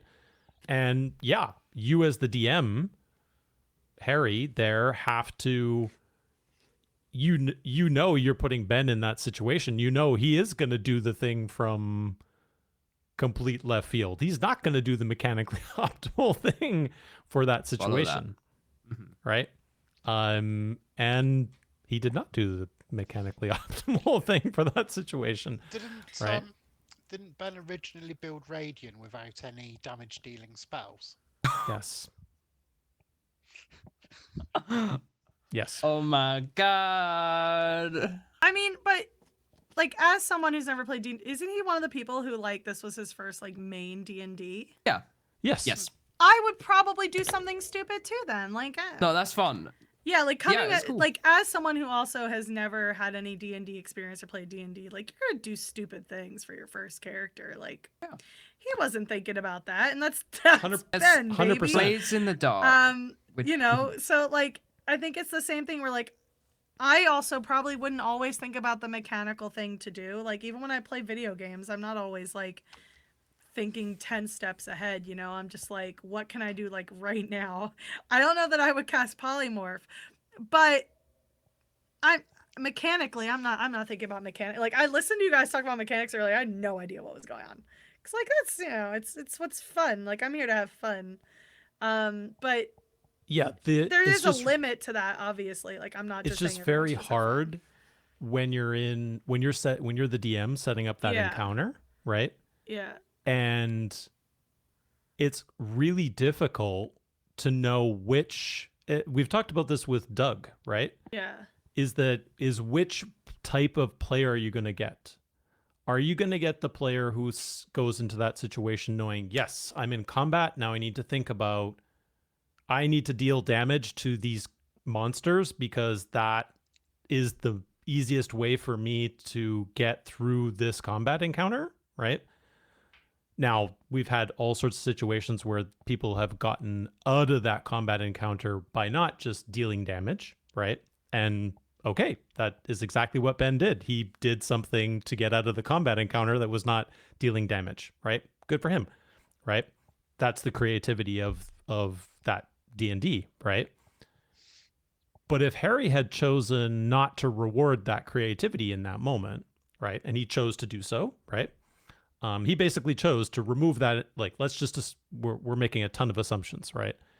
But let's assume that character had 200 HP and blah, blah, blah. And Harry was hoping that there would be an encounter specific for Ben there and he'd get to use some cool spells and whatever else, right? That, if you set it up like that and the player chooses not to engage with you on that combat encounter, right? It's like doing an Expedition 33 thing and just letting building your character unoptimally and just letting every monster hit you, right? Your character's going to die, right? This feels deeply personal now. Because that's right? exactly how I play Expedition 33. So if you set yourself up in that situation, right? And there's nothing wrong with playing like that, but the chances of your character dying in that situation, because the whole game has been set up right for you to set up to basically try and beat these encounters, right? That inherently puts your character at risk, right? And that's where and as they gain levels and the combat encounters get more and more difficult, the creatures have more hit points, the creatures have more features and things that they can do. That gets more and more dangerous each time, right? It's like going through the levels as a character in a video game, right? The further along you get, the harder the encounters get, right? And the idea is as you play the game, you get more familiar with the systems and you move forward, right? That's tricky for them now, right? As they move forward, right? So the more cool shit that you do, the greater chance there is some guy just has a couple good hits and kills your character, right? And you guys know I've had this worry now for I don't know 4 or 5 of these episodes at least, that yeah, you're gonna get up against a tricky character. We kind of had it with Iago, right, where he could have potentially wiped the whole party out, right? With one or two rolls going in his favor. That's a difficult place to be, right? As you're setting all that up, right? So We'll see. We'll see. It's tricky for. I mean, at least Harry knows that Ben will potentially have the and there isn't a game that's set, right? He can react to the situation and react to what Ben is doing. He's lucky he has the DM like that, right? Because if he didn't, then and you were at the more kind of like, hey, we're just doing the dungeon crawl and killing the monsters and kind of situation, they'd be in big trouble, right? Probably a whole bunch of the characters would have died by now. Yeah. Well, in a less terrible thing, I did like some stuff from their conversation that I wrote down, specifically the reference to the very first episodes of this show. Like when Dolly asked him, do you remember what you first said to me? And he said no. And she said, I was waiting for you, but I was waiting for you because you had the information I needed to get here. And I was like, well, that was really nice. I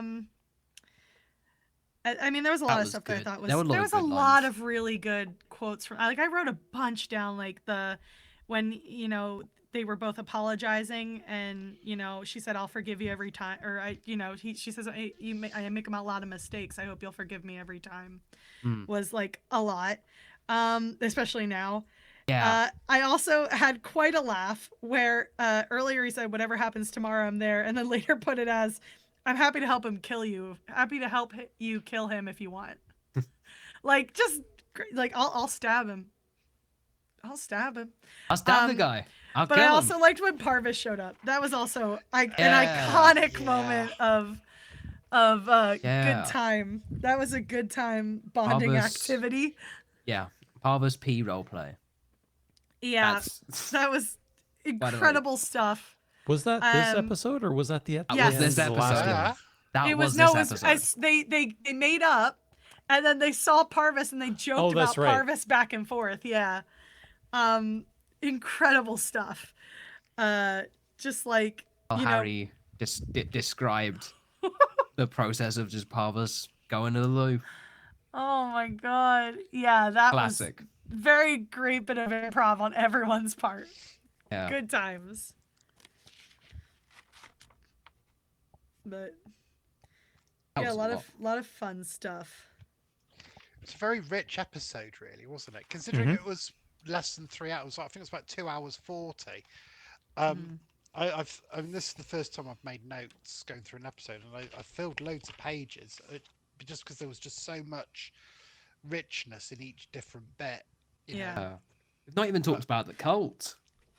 We've not even talked about the coldest trailer line ever said on this show. What was the cult? What was Let's the line? make this your last job. Yeah. This was supposed to be my last job. Then let's make this your last job. That was a trailer line. Incredible stuff. Jazzy. Yeah, we forgot the cult. Yeah. Jazzy, what notes do you have on the cult? Yeah, what do you have about the cult king? Thoughts, opinions, hot takes, thoughts, spoilers, opinions, hot takes. You can write them in spoiler tags if you want in real life. I mean, oh god, how do you do that? By muting your microphone. That would be like very. What we would just have to do is we just have to like lip read. Very meta of us. The thing about the cult that I was quite curious about is their actual dynamic with the Gloam, because it seemed to me, it almost seemed like the Gloam with the junior partner. Yeah, it was really interesting dynamic. It did seem a bit like the Children of the Midnight Moon were kind of the ones in charge, and it just seemed a bit. And this was like on the first page of notes. There seemed to be a bit of tension between them, but it definitely seemed like the cult, the Dolly worshippers, they were kind of bossing the Gloam around a bit. I'm like, what is is there more to the link than just a temporary arrangement? Is there some kind of mutual origin story? And I'm like, what? Who's really in charge here? Yeah, it was like giving very "you're in our house" vibes. But almost immediately after that, I then noticed Harry McIntyre drinking water out of a coffee jug, and that hate distracted them. me.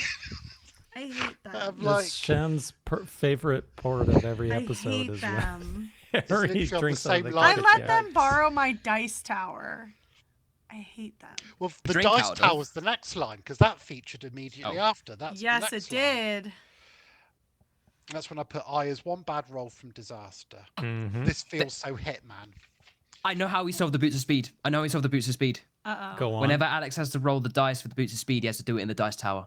There you go. That's the only change. Like There it. you go. That's balancing. It works. That works. Yeah, I Yeah. mean, this is kind of the first time where I think we talked about it in the last episode, where mechanically something has to happen for us to get information about the Gloam. And, you know, either somebody's got to get some persuasion to try and get somebody to tell them something that they shouldn't, or and Alex did the eavesdropping, right?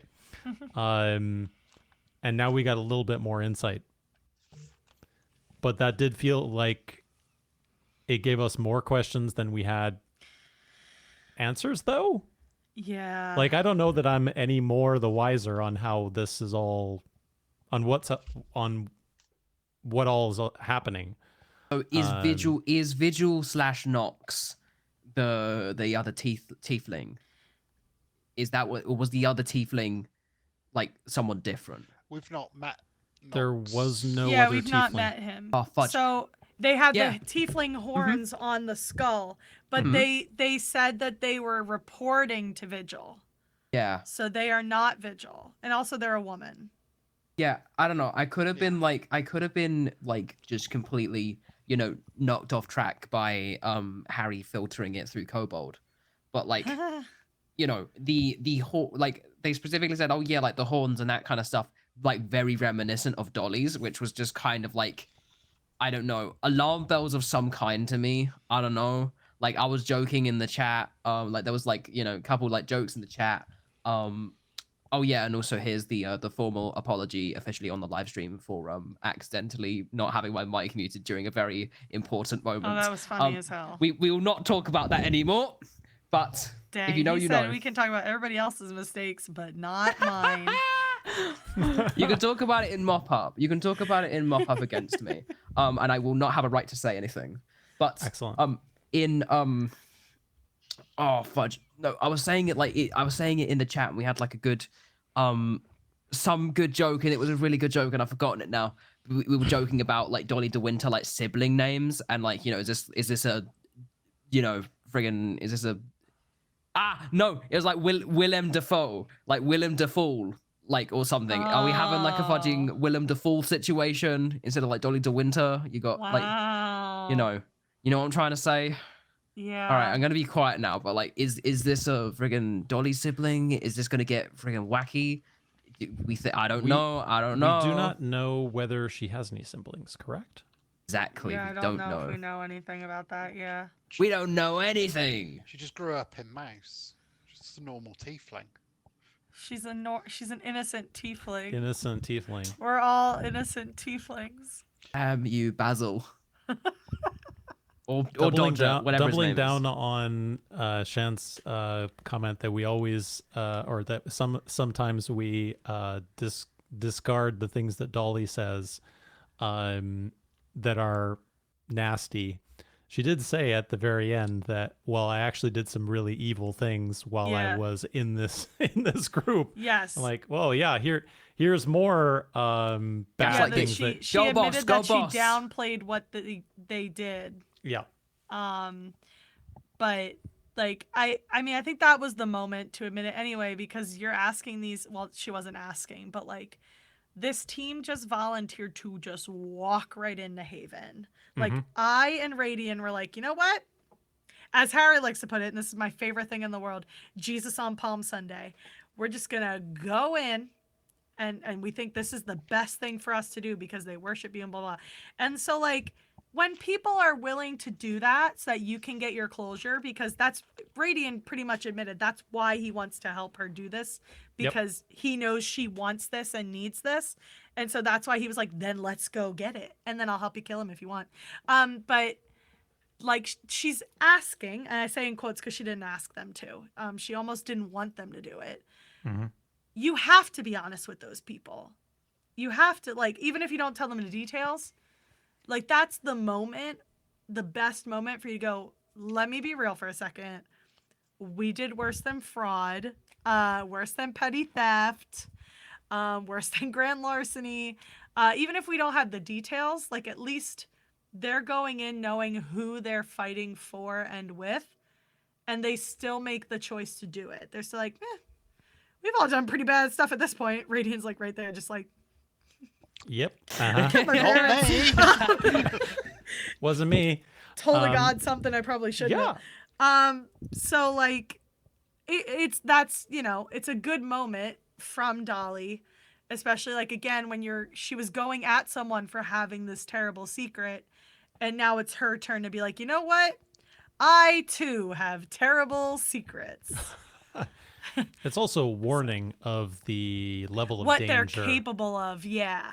What Vigil specifically is capable of. Because, like, we don't know that the cult is capable of the same things, because they could just be a tool of Nox's / Vigil's, which sounds like that's where we're going with this, is that the cult is really just a tool for him to use, which is, like, usually what cults are to cult leaders anyway. So Garrett, and he needs his rest. Like, it leaves you wondering, like, what does he do? And what is he capable of when he has devoted followers? So you kind of have to let them know, like, they're walking into more danger than, like, a white-collar criminal, you know? Wasn't there something about Vigil ascending? Ascending. Yes. Yes. And that seems to be what it's... Oh, he can now ascend. Yes. It makes me wonder, is he like some kind of vampire thing? And he's going Well, to... Doug is concerned that it could be sacrifice. That's why he wants Dolly. It's for some sort of ritual sacrifice, either like whether because he believes it or because he's done so many drugs that he believes it. Which also leads to another pretty good quote. It's when, like, you know, she asked, like, what will happen when I go in. Aoife talks about, like, what happens if Dolly goes in there because he won't hurt her. And I really did like Ben and Doug's different opinions. Ben just being like, surely they'll fear you, which I thought was very cute. And then Doug followed it up with, oh, but what if they want to sacrifice her? And I was like, no, don't say that. Doug. No. Feeding the DM. Yeah. Episode 30. Everyone's trying to kill Dolly. The best quote of the action surge was, and I can't say the full quote because I'll get in trouble, was, all I wanted to do was get closure and now he's effing around. Yeah. That made me laugh. I really appreciate that from Aoife. But yeah, I'm interested to see what happens when we Jesus on Palm Sunday. Jazzy, I also want to fudging say this is also because as spoiler chat guy, I also want your thing, because Shan, you've also just fudging prompted me to think of this. Go for it. Like, I've got a question. I want to just sort of throw it out there. What is up with this cult in the first place? How long has this cult even been around? We don't really know. And also, like, this whole thing and talking about the Ascension stuff like that, I want to throw in a little bomb and then want to, like, run away real quick about a potential idea of the whole Ascension thing, what that's about. Maybe it's because maybe the idea for all of this has come about because Dolly was on the big friggin', you know, Sky, like the big Sky Wanted poster of Barabask being like, yo, I'm a god, I'm gonna be your god now. By the way, Pamela, here's all of Pamela. everyone. Did he actually say Pamela, or was it? No, it was Dolly. No, but that was her, when she was on the posters, she was going by the name of Pamela. I mean the Sky message from Barabask in 13. Oh yeah, you that mean would that be Dolly potentially DeWinter. Barabask has said, if you bring me this person, then I will help you do something. Ascend to Yeah, godhood I was because he looking for thinks Jazzy's he's face a reaction. god. Yeah, Vigil that Jazzy, wants to be a god. do you think, like, I'm thinking, like, do you think, gang, it's got to do, this whole thing has got, thing is like a crazy plan concocted via the moon message, not the moon message, the Sky message. I'm too mixing my D&Ds up. Too many haunted moons, wrong campaigns. I want to say yes and no. Hmm. Because I think the cult existed first, but I think this is a convenient place for the cult to go. Yeah, I don't know. Like, I'm wondering what all everyone's I have to say. opinions are on how this cult may have existed in the first place. So I think the cult probably started as a bunch of hippies getting high on somnium, and just in their purple and yellow sort of disco gear. Getting sad about yeah. Dolly being gone. Yeah, just I think I think there's a lot of twisted perspective in this cult, and I think Vigil has this kind of twisted idea of having her back in some way, or fulfilling her destiny, which ties in maybe with the Spider Queen kind of fear that she's got, that maybe in some way there is some kind of plan for her to be ascended. Because in my head I always kind of thought that the big plan that Nox, when he was Nox and not Vigil, was to usurp the web and become the new shadow power, and maybe that's still there in the agenda. And I think the cult's probably been around long enough, probably in much the same ways I think the Gloam's probably been around in some form for longer than just when Mount Atria happened. I kind of think one thing as well about the cult is, as we saw, a lot of the individuals in the cult are just commoners, just villagers living ordinary life. So there must be some level of respectability and normal everyday life built into there. So there must be some kind of routine in there. So the cult must be quite established, else there'd be a lot more tension among the villagers.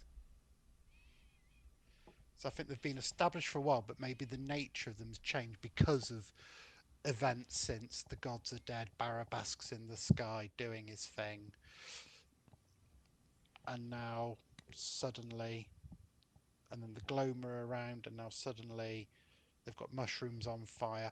Although on mushrooms, that's the thing that occurred to me as well.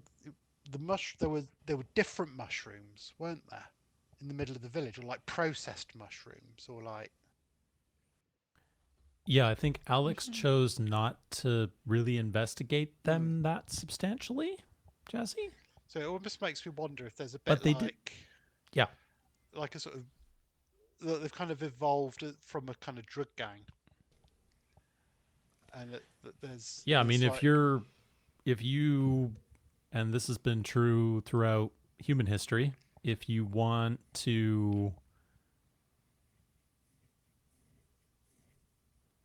have a rebel group, right? Being a drug dealer is a good way to finance that rebel group, right? Seize the means of production. Yeah. Proletariat, anyway. I mean, it's really simple, right? Yeah. So if you're the Gloam and you want to fund what you're doing, right? Cozying up with some drug dealers is a good way to do that, right? So answering Harry's question quite directly, I think this has been around for a while, and Harry even implied that he's been thinking about these concepts since session 0, right? So I think this has been a thing for a while. Does feel like it's been a thing for a while that's been fairly localized, though, because after all, Dolly did say she's been after him for a while, right? So it's not like Vigil is some kind of very public drug kingpin, right? He may be now, right? But I don't know that was the case previously, right? And not to bring this too far back to mechanics again, but we have not encountered a series of types of things in this world. Basically, no undead yet, or at least that we know of. whether the spider prince or the Spinner. are undead remains to be seen, although they give off that kind of vibe. I can just see Harry's face. He's got that. There's no word, isn't there? Yep. There's a Oh, word you want no. to say. Begins with R and ends in Eborn. Yeah, which I mentioned at the meet and greet too, because I talked about how I was trying not to cry in mine, and I practiced so hard, and then I found out Harry just sent a rant about the Radiant Reborn theory, and I was like, well, that was dumb to worry about it anyway. So thinking about ascension and all that kind of stuff, that's a very undead thing to say. Is there like in a D&D? lichdom mechanic? Pardon me? He wants to live A forever. lichdom. There are a whole series of things around becoming a lich. Yes, Jazzy. I know, yeah. So, yeah. it, you know, is this Harry's way of introducing the, you know, a series of undead characters? I don't know. I feel like that's kind of the Vials vibe, is that kind of It corruption is. of life and It death. is. So it's, you know, I guess we'll see. Obviously, as I think Shan has been at pains to remind us, the Candles and Sandals is coming here. Jesus on Palm Sunday. Yeah. Get your branches, kids. So there's gonna be a chat, or maybe there won't be a chat. Maybe it'll just be a battle. Maybe 30 is gonna be just one long 3-hour 5 minutes of talk. Yeah, or one long 3-hour mini fest. I did like that peek behind the curtain with Harry where he had just texted Mark that he was like, "Oh, I think I got the pacing down real good," and then having to text him like, I can't say what he said, but how fast can you get these done? Was very, very funny. Yep. When will Harry ever learn? You cannot predict what these people will do. Yep. I mean, that's the other thing when you're in that situation as the DM trying to plan everything there is like when you bring the minis out, right? You'll have planned some of these encounters, how they're all going to go down, right? I think at the end of 13, I think Harry said, you know, I just didn't think you were I didn't think you were going to do that. Same thing for Kelness at the top of the tower.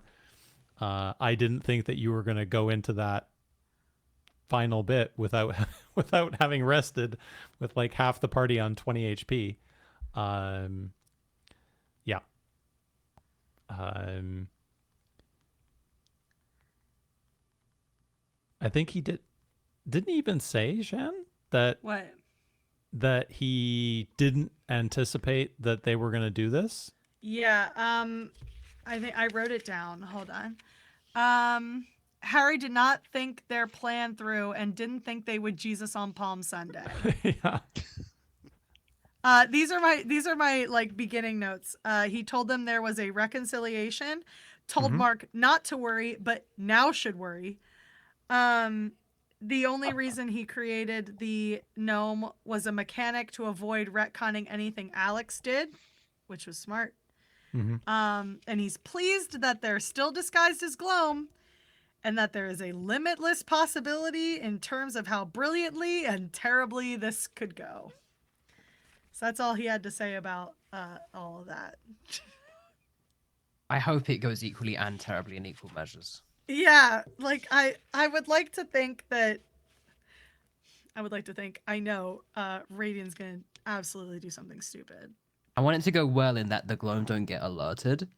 Like, you know, they get hidden from the Gloam, but I want it to go bad in that everything else about this is an awful idea. Yeah.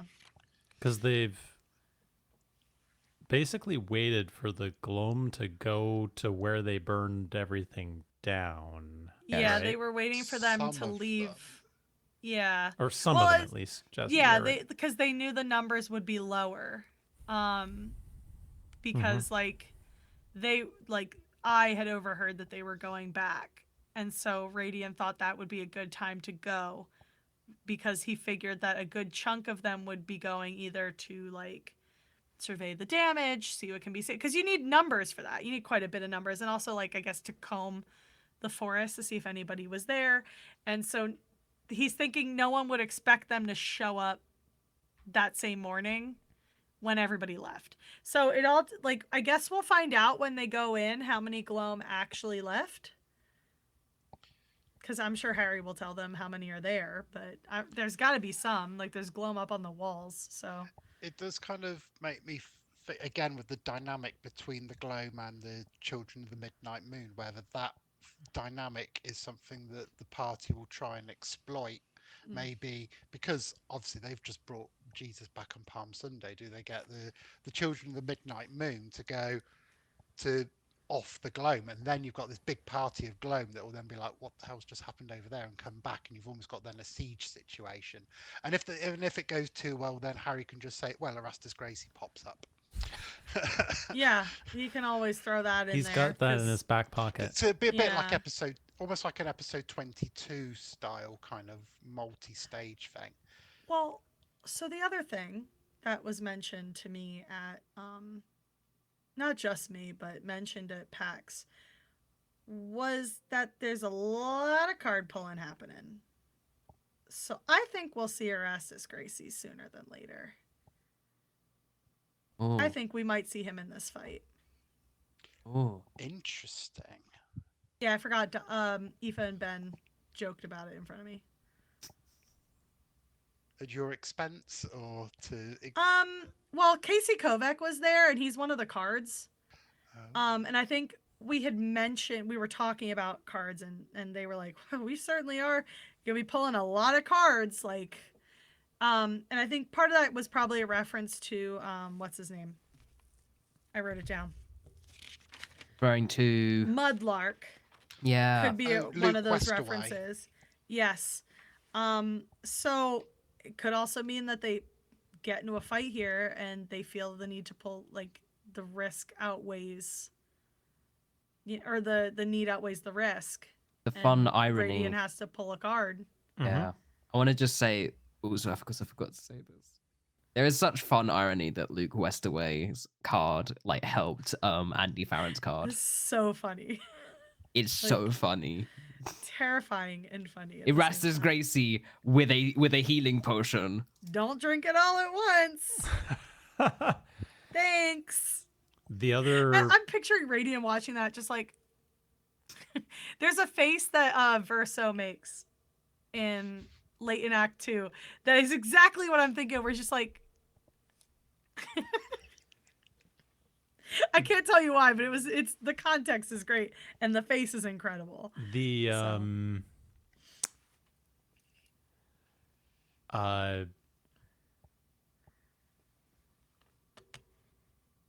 Harry did also mention during all of that he was okay with any card being drawn apart from one. Yeah. Oh, and we think we know who that is. We know who if I mean like know it's who because it it's been said is. on like they made a boo-boo. imitated it on like live streams and stuff like that before, right? Yeah. Troy Baker is Troy scary. Baker's card is the Troy one we do Baker not on his wanna villain pull. arc, apparently. Yeah. And if they're pulling, they get ever closer to Troy. Yep. I don't know. I mean, why is Big, everyone? Why are they scared scary. of Troy's card? Is the question. Any thoughts, gang? I mean, apart from just it's Troy Baker, he's Higgs in Death Stranding, and he's probably in his Higgs era right now. One would hope that he's well finished his Higgs era, given that the game's going to come out here in whatever it is, 6 weeks. I don't know. You could think of it, Harry, being so we kind of joked about this in the watch party that it's a low number, so that it might be a 1, right? We now know that because two twos have been drawn, we know that the numbers aren't necessarily unique Not fixed, yeah. Mhm. in the deck. So it could be another low number. Yeah. Could be that it's a high number, right? Where, going back to the who favors who situation, right? It's a high number, but the thing that favors the party is inherently negative. Is inherently negative, right? that would be such a Troy move. Yep. By the nature of the fact that it's unlikely you would pull the card in a situation where it was in your favor, right? And that the 20 or whatever would mean that the party would suffer the negative consequences, right? And I could imagine Troy doing something as crazy as all your characters lose 1 level, or something crazy like that. That would be evil. That would be evil. That would be fudged. Yeah. Or all your characters are reduced to 1 HP. The what's that move from Final Fantasy 14? Enrage in general. Oh god, I forget how it's said because I've never used it. Sublimation, sublime. Yeah, something. it basically gives you like a lot of strength, but it drops your HP to 1. Oh yeah. Like and you're living invincible dead. for like 2 seconds, but your HP is 1. Yeah. There's an attack like that in Expedition 33 as well. I can't remember if Mael or Verso has it, where like you get like some insane stuff, but your HP drops to 1. It's my yep. Yeah, so like that could be bad. Could be bad. Death bomb, Shan. Blighted to 1 HP. I use Death Bomb all the time. I have it applied to everybody. It's great. It comes in handy every time someone dies. My first turn, my yell hits the T-pose, gets virtuoso stance, and I keep stabbing. Easy. I sent Easy Doc mode. the screenshots because that you guys aren't allowed to see. Actually, Jazzy might be able to see it. I have to check.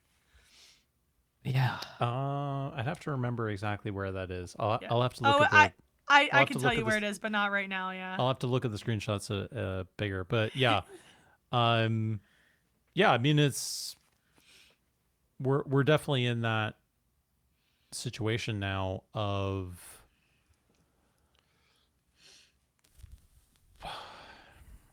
Imagine Troy the Erastus Gracie. That would be funny. Troy the Erastus Gracie. I'm not even imagining what his character is going to be called. I'm just imagining like they're just going to pull the card. It's just an image of just Troy Baker's real face. It's just a picture of Troy Baker. It's just a picture. Yeah. Just a picture of Troy Baker. I'm in everything. He just replaces Ben Starr. Yeah, he just walks replaces in. Ben He Starr. just replaces him. Did you see the thing that Alex posted on TikTok? No. I can't look now because it'll play the audio on my. He of course had. He was commenting about the altars. There was some media person that was talking about it, and they said, the actor that plays the main characters in the altars, Troy Baker. Oh no! So there's Alex there going. No! That's the mechanic. That's the mechanic. That's the mechanic. The mechanic Alex gets replaced by Troy. Sorry. Yeah, Replacement. whoever That's so sad. That's so sad. has to get replaced by Troy for the whole rest of the episode, right? Yeah. That's so bad. That is so sad. Yeah, I mean, Tragic. Harry's already said that this is the first sandbox really that they've been in, with a lot of different options and ways in which they can go. That's both, I think, exciting for us as viewers and also scary, right? I think Harry even said it at the end of the action search, which is he's very, very happy that they had 2.5 or whatever weeks until they were filming the next episode, because now he has a whole bunch of different things to prep. And yeah, it's going to be really interesting. What's Definitely. gonna happen to Dolly? What's the reaction going to be like? What are the consequences of Ben's choice going to be? Is he gonna be the villain or not? How is this gonna affect the rest of the party members? How's everyone gonna find out? How are they gonna find out? They're gonna see the deck's If got she 2 cards dies. missing. Deck's got 2 cards missing. You would think at some point the shoe's gonna drop. Either He tells her before or he tells anything all happens. of them, or he tells Yeah. all of them. Because I feel like he's gonna, before he pulls a card, he's got to say something. Yeah. Like, If he doesn't, he just makes it worse, right? yeah, exactly. It's just like how I said with Dolly, where you're trusting these people with your life now, and they're risking something big, especially like I said, Raidion's 100% in on doing this and helping her kill this guy, right? Like, what's the Steven Universe meme? I think we're gonna have to kill this guy, Dolly. I'm So afraid we're gonna have to kill this guy. I think we're gonna have to kill this guy. so like he has to do the same thing where it's like, if we're gonna go into combat and you think you're gonna have to pull a card, you need to grab somebody and say something. Like, you're going to have to. Yeah, otherwise And the yeah. optics are really bad. Like, and again, he could pull a card and then perhaps like try and risk himself in the moment so that he can get through it and then say like, let me explain. But obviously the explanation's going to be worse if he has to do it after something happens as opposed to before. But then again, The longer he leaves it, the this longer is he's the- cooked. this is the character that embodies like, it's better to ask forgiveness than permission. Yeah. And that's absolutely terrifying. But what's crazy is they literally just had a conversation. I feel like Harry like was kicking his little heels and cackling a little bit because Raidion literally said to her, I make a ton of mistakes and I hope you'll forgive me every time. And This is the big test this is of a that. test. Holy Because like, it absolutely, like, we don't know if it's a mistake or not yet. I don't think it was done with any malice, but it could Do agree. lead to a mistake.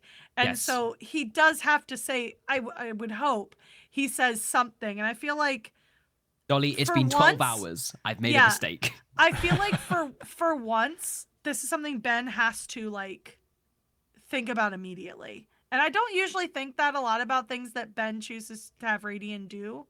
Yep. But this is like the one time where he has, because he said before, like, oh, I really wanted to have this conversation maybe next time. You need to do something now. Like, either you do it before you go in, because like obviously there's no time to bring that up when you're trying to plan like something genuinely insane. But like, I think at this point or at some point you need to find a way to tell somebody, because if you're going into combat, which obviously no one was thinking about that at the time, you really need to tell somebody, because if you're going to pull a card, this thing's going to happen. Whether you like, Yep. this is now always going to be a risk. And so you got to tell somebody before you pull a card that this is a possibility, and that maybe you have a plan, maybe you have 12% of a plan, but you got to tell somebody. So I guess we'll see if Ben for once like thinks about this. He will have had 2 weeks or whatever to think Yeah. about it. I mean, and to be fair, when Aoife and Ben were getting ready to have the fight, they had a conversation. So Yeah. I would like to think, like, obviously I don't expect him to have a conversation about something that happened in a private session, but it's something like this has been on his mind before. So I would like to think it's on his mind again. Fingers crossed. Fingers crossed. This is a big deal, buddy. Raidion, look me in yeah. the eye. It's a big deal, buddy. You have a lot of fans in the server. I'm not saying I'm one of them. People love you for some reason. Please do the right thing. I'm begging you. We could clip this. Show it to Ben. Raidion, I'm begging you for once in your life. Think. Just think. It's great when we do that. That's Isn't it nice when we think? That's on point, Shan. That's going to be the short now on YouTube. Thank you. I and it's funny because like I quoted Verso there, so I want everyone to know. Isn't it nice when we ask questions, when we think?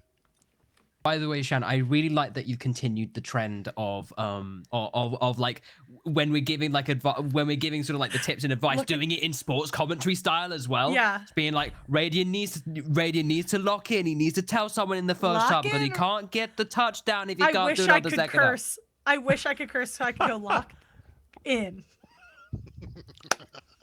All right. It's Yeah. People like him. But is that everything in the episode? Nice. Yeah. I think the entire episode. I think we've probably talked this one out. We've talked about all the big stuff. Yeah, I do hope that somebody eventually pulls Kel aside so Doug can have a private moment. He hasn't had one, right? No, he's the only one. No, he's the only one who hasn't. He's the only one. Kel, have more secrets. Kel, we're begging you, come up with a secret they did right discuss now. this, do something... the fact that he doesn't, basically, right? Please do something super secretive. They did in the action surge, because Holly had said, like, I'm pretty sure he's open about everything. Kel's just been having all of his secret scenes off camera. Don't worry about it. Mm-hmm. He's also been the one who's been, sounds like, sending the most things to Harry, written about his backstory and the character and stuff like that. So, he's definitely, he's not the total open book, but he's pretty close. All right. I don't doubt that we could debate Raidion's intentions for at least another hour. Listen, it's not my fault stuff happened in this episode, Doc. I'm doing my best here. It remains to be seen whether he will double down on his misbehavior or not. Hopefully he will own it and do something about it before it blows up in his face. Or maybe it won't even matter. And it will be a fireside chat in episode 33 where Raidion goes, hey, remember that Erastus Gracie guy? Yeah, I sicked him on you, Dolly. Did you know that? He's dead now. He's dead now because we've done X, Y, or Z, and it won't. And none of this stuff will even matter. Who knows? With this group, listen, I would like to root for Raidion. I'm rooting for and against Ben everyone. Star. Raidion? Wait, hold on. I love all my Ben Stars equally, which is something I've said to Ben. I love all my Ben Stars equally. I don't care much for Raidion. I'm kidding, Ben. Ben, it's for the bit. It's for the bit. Nobody clip this and send it to him. I'm joking. It's a joke. It's for already legal reasons. It's already been clipped. It's already been clipped. No. It's okay. He knows who my favorite is. It's all that counts. Yes. The notes finish with Raidion Thornbear is a wild character. I think we can leave that one there fully. Which I think is great. A great way to finish. Yep. Any final words, Jazzy? I didn't know if you had something to say there. I feel like I talked way too much this episode. You're good. You're good. Well, hello. What 2,209 comments in spoiler chat? Yeah, see, that's the thing, right? Everybody knows what Jazzy's thinking. I never go in spoiler chat. Nobody knows. I could be thinking of anything right now. And you're up to date. No, all I was going to say was that's wild for capital W, but that's a discussion for another. Oh boy, we do not have enough time to unpack that, Jazzy. Perhaps you'll be able to podcast. It's happening. Perhaps you can come on in 4 or 5 or 10 episodes, and we'll be able to. Yeah, because we've already got the guests locked in. Apparently, I didn't. We'll be able to unpack that. 30.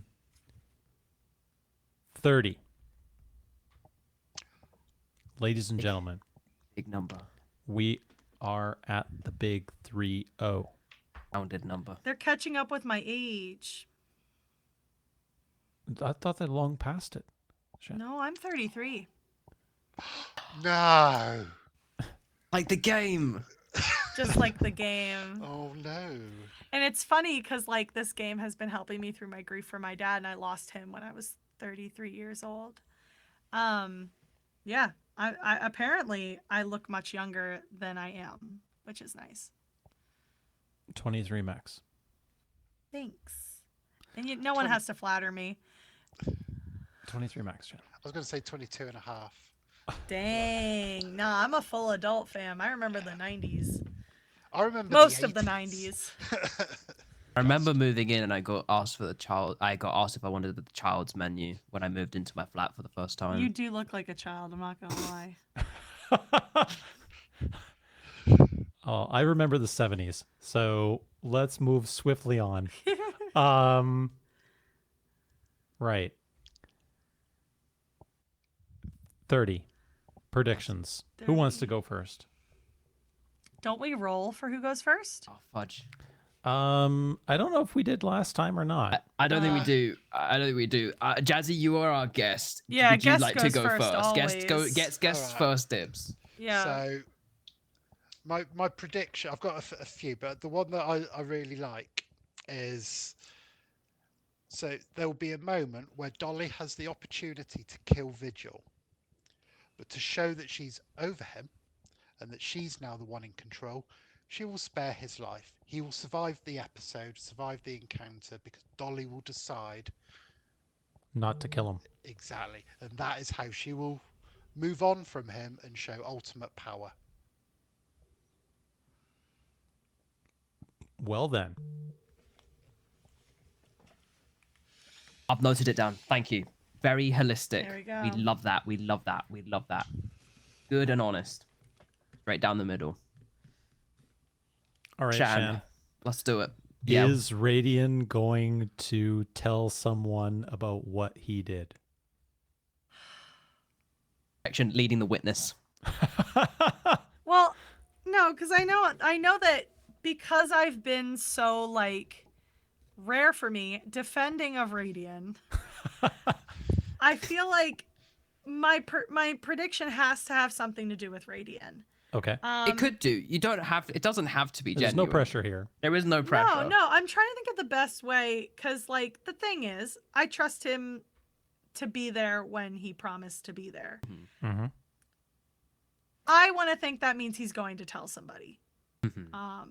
Can't say when because I don't know when he's going to have the opportunity. Opportunity is the question, yeah. That's because, like, that's where I'm struggling because I think he would tell somebody, but will he have the opportunity to tell Shall we say like an attempt is made to find an opportunity to tell, like intent to tell someone he is intends vibe to ordered. tell somebody. Yes. Okay, that can Okay.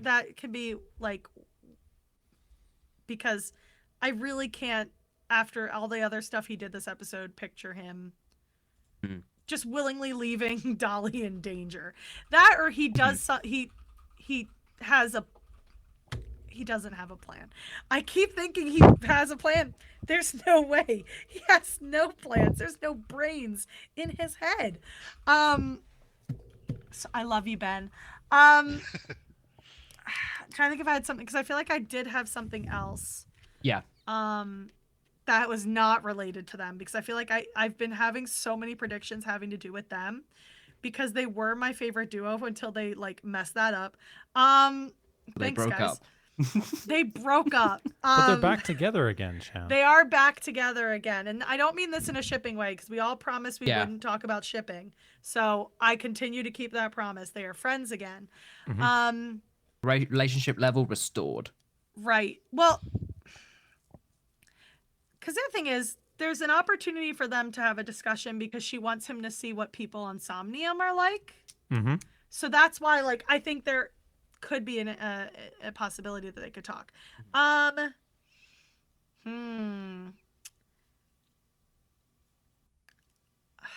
have a really spicy one. Do it. Give me spice. Give me spice. Please give me spice. I love predict spice. they won't see Vigil this episode. Nice. Ooh. We've had like something similar before where like Doc, for instance, thought we would see a big boy. And I had an opposing opinion just because I felt like there was like too much going on that they would never find this big boy. Yep. I think this is going to be a similar situation where like they have this, there's going to be a ton of people. They have to go get Vigil. We don't even know if Vigil's there. And we're probably going to have a fight. So my spicy one is going to be that we won't see Vigil just yet. And I don't know if I don't know if that's the actual one I had. So if I had another one, You can probably add another one if you think maybe, of it again. yeah, if I think of it by the day. I like the going up at Doc's, you know, friggin' Barabbas is gonna show No, up in it's an example. It's an example because like It's a good I'm example. kind of, you know, like I think about it and I just wonder if there's too much that's gotta happen to get to him. Like maybe we'll see that his agent, the female in the tiefling animal mask. Because maybe she has to go get Vigil. I don't know. And then we got the Gloam to contend with. The Gloam leader is probably still there. So yeah, I feel like there's just a lot of stuff between them and Vigil. So like there's a 50-50 chance either they get taken right to him or something happens before they can see him and all hell breaks loose. Doc. So. Thank you, Shan. Doc. Yeah. Yep. What are you thinking predictions wise? You need time. Tell you what, for the content, Yeah. Oh boy. I will go that Vigil is absolutely seen and talk to Okay, he wants to fight. Just kidding. this just for the content. Right. Just for the glossary update. Just for the glossary update. Yeah. Which Vigil's, is Vigil's entry gets updated. two Yeah. glossary updates because we've had, of course, Nox and Vigil entries, which now have to go to the same Yes. individual. Individual. Aha. Good one. That's a good one. It was my turn. It was Yeah. your turn. Everyone got one today. And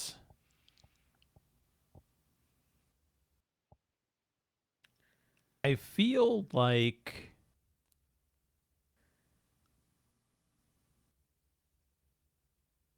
I'll go one further on the content Okay. and say that a card will be drawn this episode.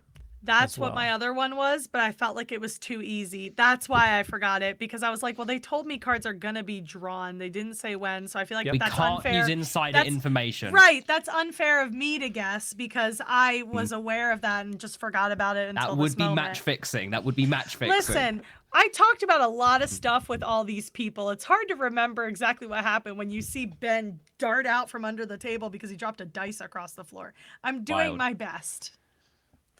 Okay. Now time for And my if you want to prediction. make it more spicy, Yeah. you could say 2 cards.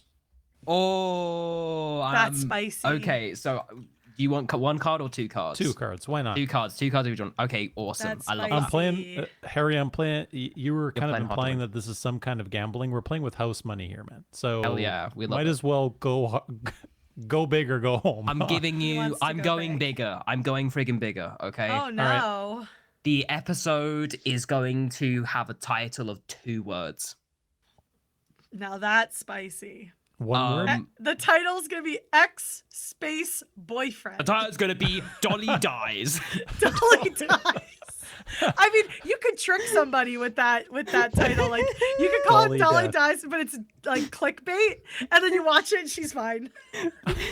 But it's just to get people to watch. And it's got a Y in it because there's something about dyeing clothes in it. There you go. Purple and yellow, like the. Yeah. Oh, The, Yeah, um, she's dyeing some new clothes. She's dyeing her some stuff. hair. My The, main one, uh, yeah. I mean, Holly already kind of baited us with the Aoife and Harry team. Aoife and Harry sucks or whatever it was, right? It was just Harry and Aoife. Their Yeah. team name was Harry and Aoife, which threw chaos into everything.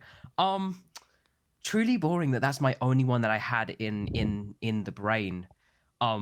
Oh my gosh, what? How can I one up even more than that? Because, oh, you know what? No. So here's that, and what I'm going to guess is that the first line of the description is going to have 11 words. Oh my god. Okay.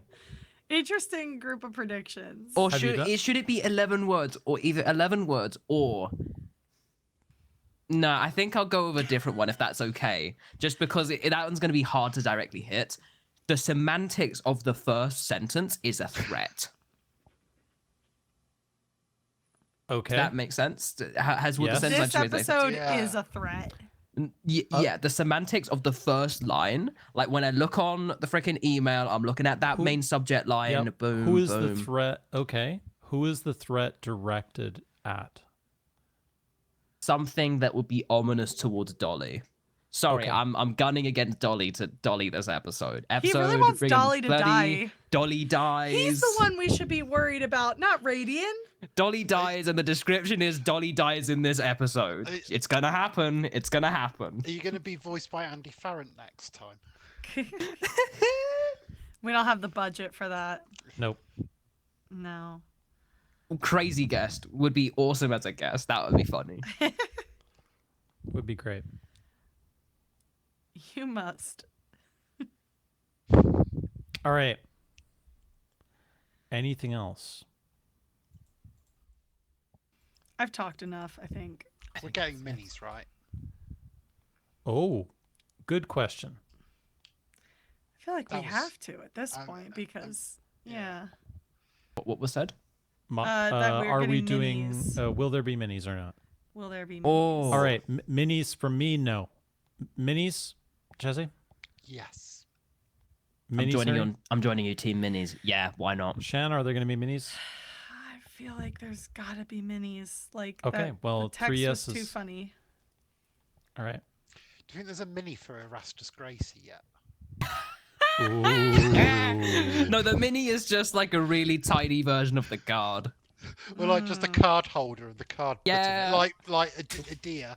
Oh my god, but it's like the life size, so it's like god-sized card. Beware Gracie. He's freaking Yeah. SKA sized. All right. Yeah. It's that time. Yeah. Ready.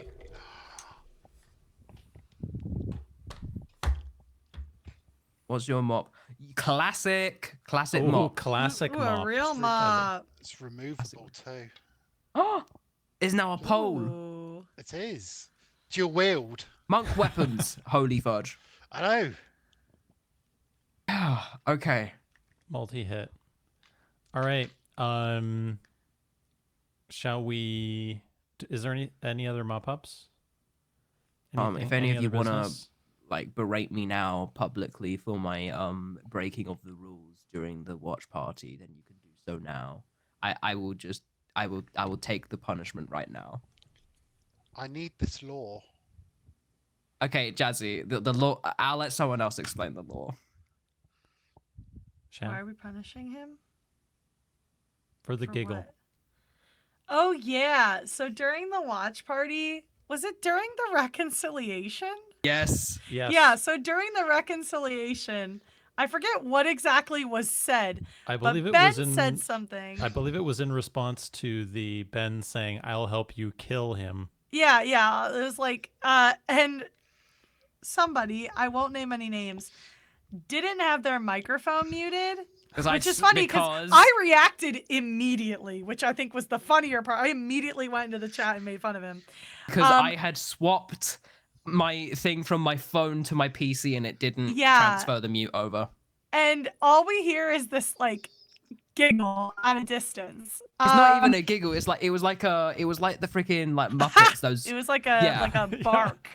Yeah. And like I immediately went into the chat and was like, "Hey yo, he got his mic off." I forget exactly what I said, but I definitely made fun of him for it. I could probably search it. But it was so funny because of the moment that it happened in. Like we're having this beautiful, heavy reconciliation. I'm celebrating. We're celebrating. And all we hear is, "Ha!" It was And great. I was like, God. there he goes. And then I server muted myself for the rest of the stream. Yes, he did. He got because Tawe was there, the other mod, and immediately mute. It's so funny. Game over. He was All right. done. That's my apology. I humbly apologize. Anything else? No. I was gonna see if I could find the Actually, what I okay, sent here it to is. him. Jazzy. Wait, do we want to leave that bit to the shoutouts? Is it here? Got your acceptance speech. You promised at the beginning. Oh, the exception speech. Yeah, we'll Acceptance yeah, speech. wait. let's Get our roll. acceptance Let's speech. roly poly, shall we? That's Roly Oh, Poly. yeah. I Oh. just want to say, you got until your shoutouts to do your acceptance speech for having all them lines in the spoiler chat. Mm-hmm. Oh, fudge, Roly. Shan, are we doing it in the dice tower? I might do Doing it it with in my the new Nat dice. 6. I'm doing the Nat 6 Kickstarter dice. I'm doing my Nat 6 lunar. Kickstarter dice. Don't let me down like you keep letting me dice. down. I am hoping to have natural 6 dice soon. So It's the other thing effing is out. you got to watch out, Shan, with the dice towers and the hard-edged dice. Oh. It's not good for them. Okay, never mind, I or won't do can be it. not good for them. I have more dice. So just be careful. I wouldn't want you to I think I rolled roll it it in in the there tower once and just to end up try it. ruining them. But I have some tabletop Dominion dice I can use for now. My other dice, I bought a giant dice bag as part of my haul. So a lot of my dice are in the giant dice bag. All right, ready Except for for my some metal ones. ASMR. Hey, rolls of cold.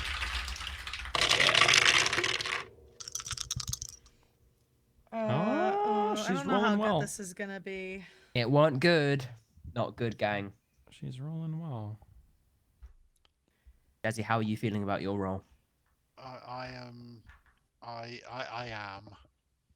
Oh, I am Um, also cat. So yeah. There has been heresies. Oh, Were they Horus heresies? Oh, I found what I said. I said Harry in all caps, and then he actually cursed. He said F, sorry. sorry about And that. Doc said the audience goes wild. All All right. right, let me It's see here. funny though. I'm It sorry. was- it was really funny. funny him just You kind of also saying like that. how Like, she apologized for stabbing him.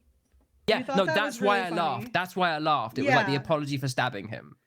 It was very Oh, funny. I thought it was at the him saying, "I'll help you kill him," and you were like, No, "Of 'cause course you will." He Yeah. specifically referenced after that. He specifically referenced the I apologize. I'm sorry for stabbing you. Ah, Yeah. I don't know. I mean this mine's fine. It's okay. Who do you think got worse between me and you, Jazzy? I think it might be me. All right, then you go first. I think. Trying to go lowest to highest. I scored Oh, I have to write this down. 51. do you want me to write it in the? Oh, sorry, no. I got it. 51. 51. You were- I got a 20 on the percentile. So I got Damn. 51. I didn't get anything better than I got an 8 on my D10. That's the only good roll. Do you want me really to I write got. this in the doc as well, Shan? I got it here. I'm writing it Oh, yeah, physically. 51. Okay. I got a 51. 43. So we broke it. Oh, Mine was lower. I got a 14 on the percentile dice. damn. Shan? I got a cool 93. Ooh. That's good. It's Doc. okay. 110. Did pretty well last time. My gosh. My golly. You're doing pretty well. See, It's the problem was I didn't do the dice tower last time I Mm. didn't even have because a it was good roll 30. I got 31 last week. No, You got... Was that in the tower? I it forget. was tower this week. Yeah. Sorry, I'm very delicately putting my dice away so they don't make a lot of noise. Yep. Remember, keep your d20s. Oh shoot! Yeah. I'm using a D20 that I got given at the digital graduate show. It's just a simple D20, but I'm going to use that one Oh, I because it's been could doing use my okay. Cool one. Hold on. Let me get my cool giant one from Atlas. This is my new giant dice bag. Loot sack. But wait, there's more. Is it a bag I of also holding? bought this dice bag. Ooh. It's embroidered. Oh, that's pretty. I love Lord of the Rings. It's what I'm gonna do for my initiative roll this Find my time. big, I'm gonna roll it D20. on my mop. Here's A the roll here's mop. the beautiful D20 that Atlas gave me. Oh, the larger one, yeah. Yeah, it's pretty. All right, guys. All right. You ready? We're doing initiative. We are doing initiative. Fantastic. Let's- It rolled. Okay. ASMR. Is that a 7? No, Jazzy. No, oh, it is no! not. no! No, it's not! No, Jazzy. No, it is not. I got an 8. I got I a got- 14.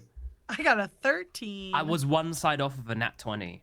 But You So- like were. so this is kind of the meta actually, rolling on the mop. So I got a nat 1. Does that mean I'm going first or last, guys? Doesn't that mean you go last? I don't There you go remember. last. It's up to you guys. I think that's everything. Cool. It's shout out time. Yeah. Shout out very much to Jazzy also for coming along and being a part of this. We've had tomes from the wisdom of the tomes of the wisdom. Shout out to everybody. Shout out to the people at Spell Collectivet. You're all really lovely. I'm gonna definitely be going back there at some time. Shout out to shout out to Dundee Fundies and shout out to the Battle for Glasgow happening as part of the Advantage State Battle for Advantage State 2025 that is happening this weekend.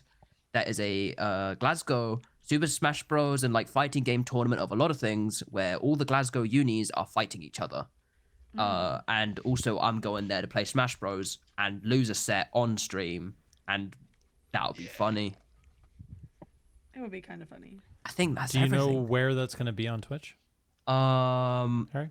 I think let's find out right now. I think it's Advantage State. While you yes. do that, and you can put it in the doc. I will. Who's next? I guess me. Shout out to everyone who went to PAX. It was a really fun weekend. We pretty much stuck together for most of the weekend, so it was definitely like a highlight of my year so far. Again, shout out to Natural Six. Shout out to, in the order at the table, Doug, Holly, Alex, Harry, Aoife, and Ben. It was really nice getting to meet them and getting to talk to them and really kind of explain what all this has meant to me, or in Ben's case, just meme.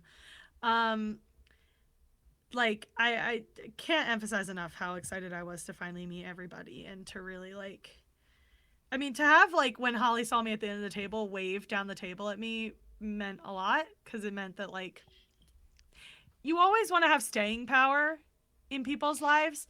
And, like, for something like this, there's so many of us, and so many of us who do so much. And me, I don't do anything. And so to be recognized and remembered means a lot to me. Especially by, like, again, as I said before, people whose project has helped me stay sane through, like, the hardest year I've ever had to live. So, like, big shout out to Natural Six, to everybody there. And David. Why not? David too, even though he's trying to get me to spend money. Shout out to PAX in general. Great, probably my favorite convention. Kind of want it to be my main convention, but we'll see. Shout out to Jazzy for showing up today. Shout out to you guys for listening to me for so long. I talk a lot. Shout out to Verso. I love that weirdo. Shout out to Expedition 33, now and forever. Sandfall Interactive. And shout out to the new dog. Yeah. Yeah. Yeah. Go Birds. So, Firstly, I've got to give a shout out to all three of you. Thank you for having me on this lovely podcast. I was nervous as hell yesterday because I've never done anything like this before, but you've all been very welcoming and it's been fascinating and it's been great fun. I've really enjoyed it. So thank you for making that possible. And it's something new that I've done today. You know, I can heartily recommend it to your next victim, I mean guests. I definitely want to give a shout out to Sam for getting well. Yeah. Yes. Yes. Forgot about him. Yeah. Well, by the time I'd caught up, he was better. So Yeah, exactly. just as I was coming down with blight, um, You absorbed it. I know. I love that for me. I really do. Mm-hmm. Shout out to CD Projekt Red. It's 10 years since The Witcher 3. It's one of my favourite games of all time. I actually bought the PS5 version today. I'll probably play it in about 3 years' time, just before Witcher 4 comes out. But whatever, it's just remarkable. So happy anniversary! I'd like to thank from the community Elfanriel, who recommended a place to eat in the village I was staying at. And it was absolutely an utterly delicious duck curry. So thank you for a fantastic recommendation on food. I'd like to give a shout out to wine because it turns out wine's great. Turns out. It's such a vibe. Yeah, so that was really good, and just a big thank you to the community for accepting the crap that I post in the spoiler chat 2,209 times and I've barely got started. But no, it's just great how the community engage with each other. The spoiler chat it's just a great place full of possibilities and lore and theory crafting, and it's really great to see all the different theories, and that's why I love spending time there because it's just full of so many possibilities. And seeing it was only the last couple of days there was someone posting about they're only up to episode 17 and they're posting about their experiences of that for the first time, and then it's just reminding me of those older episodes. And of course episode 17 we all know was iconic. So I love that the community does that, and there's still, and people new to the community can still find some great joy in things like the spoiler chat and other parts of the community. So shout out to the community, which I feel very much a part of. Thank you for having me. Excellent, Jesse. Is that your acceptance speech? It is. All Wow. right. Thank you. Thank you. That was what a fabulous acceptance speech. Excellent. Thanks, guys. From me, thank you once again, Shan and Harry, for coming on this wild ride. We got it's 10 episodes, guys. That's crazy. Yay! It's officially double digits. It's officially the amount of Kickstarter episodes that were funded Yeah. for the main series. But Yep. we can make that joke again in 3 more episodes' time. Mm-hmm.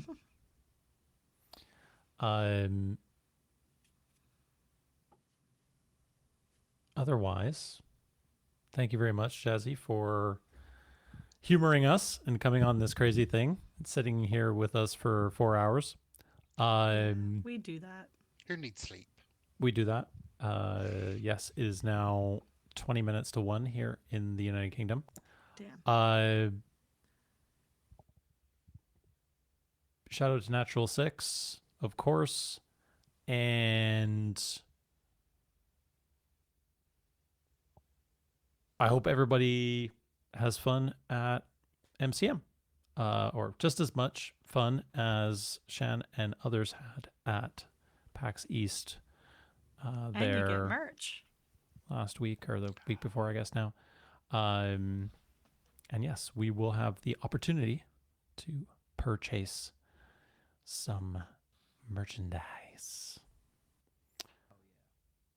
I think that's it. That is it. Thank you very much for watching and listening. If you've been with us for 10 episodes, heaven help you. Yeah, I haven't helped you if you're having to listen to me. I talk Uh, a lot. and He had lots of opinions, good opinions. Opinions I'm were had. nothing but opinionated. Thank you very much for listening.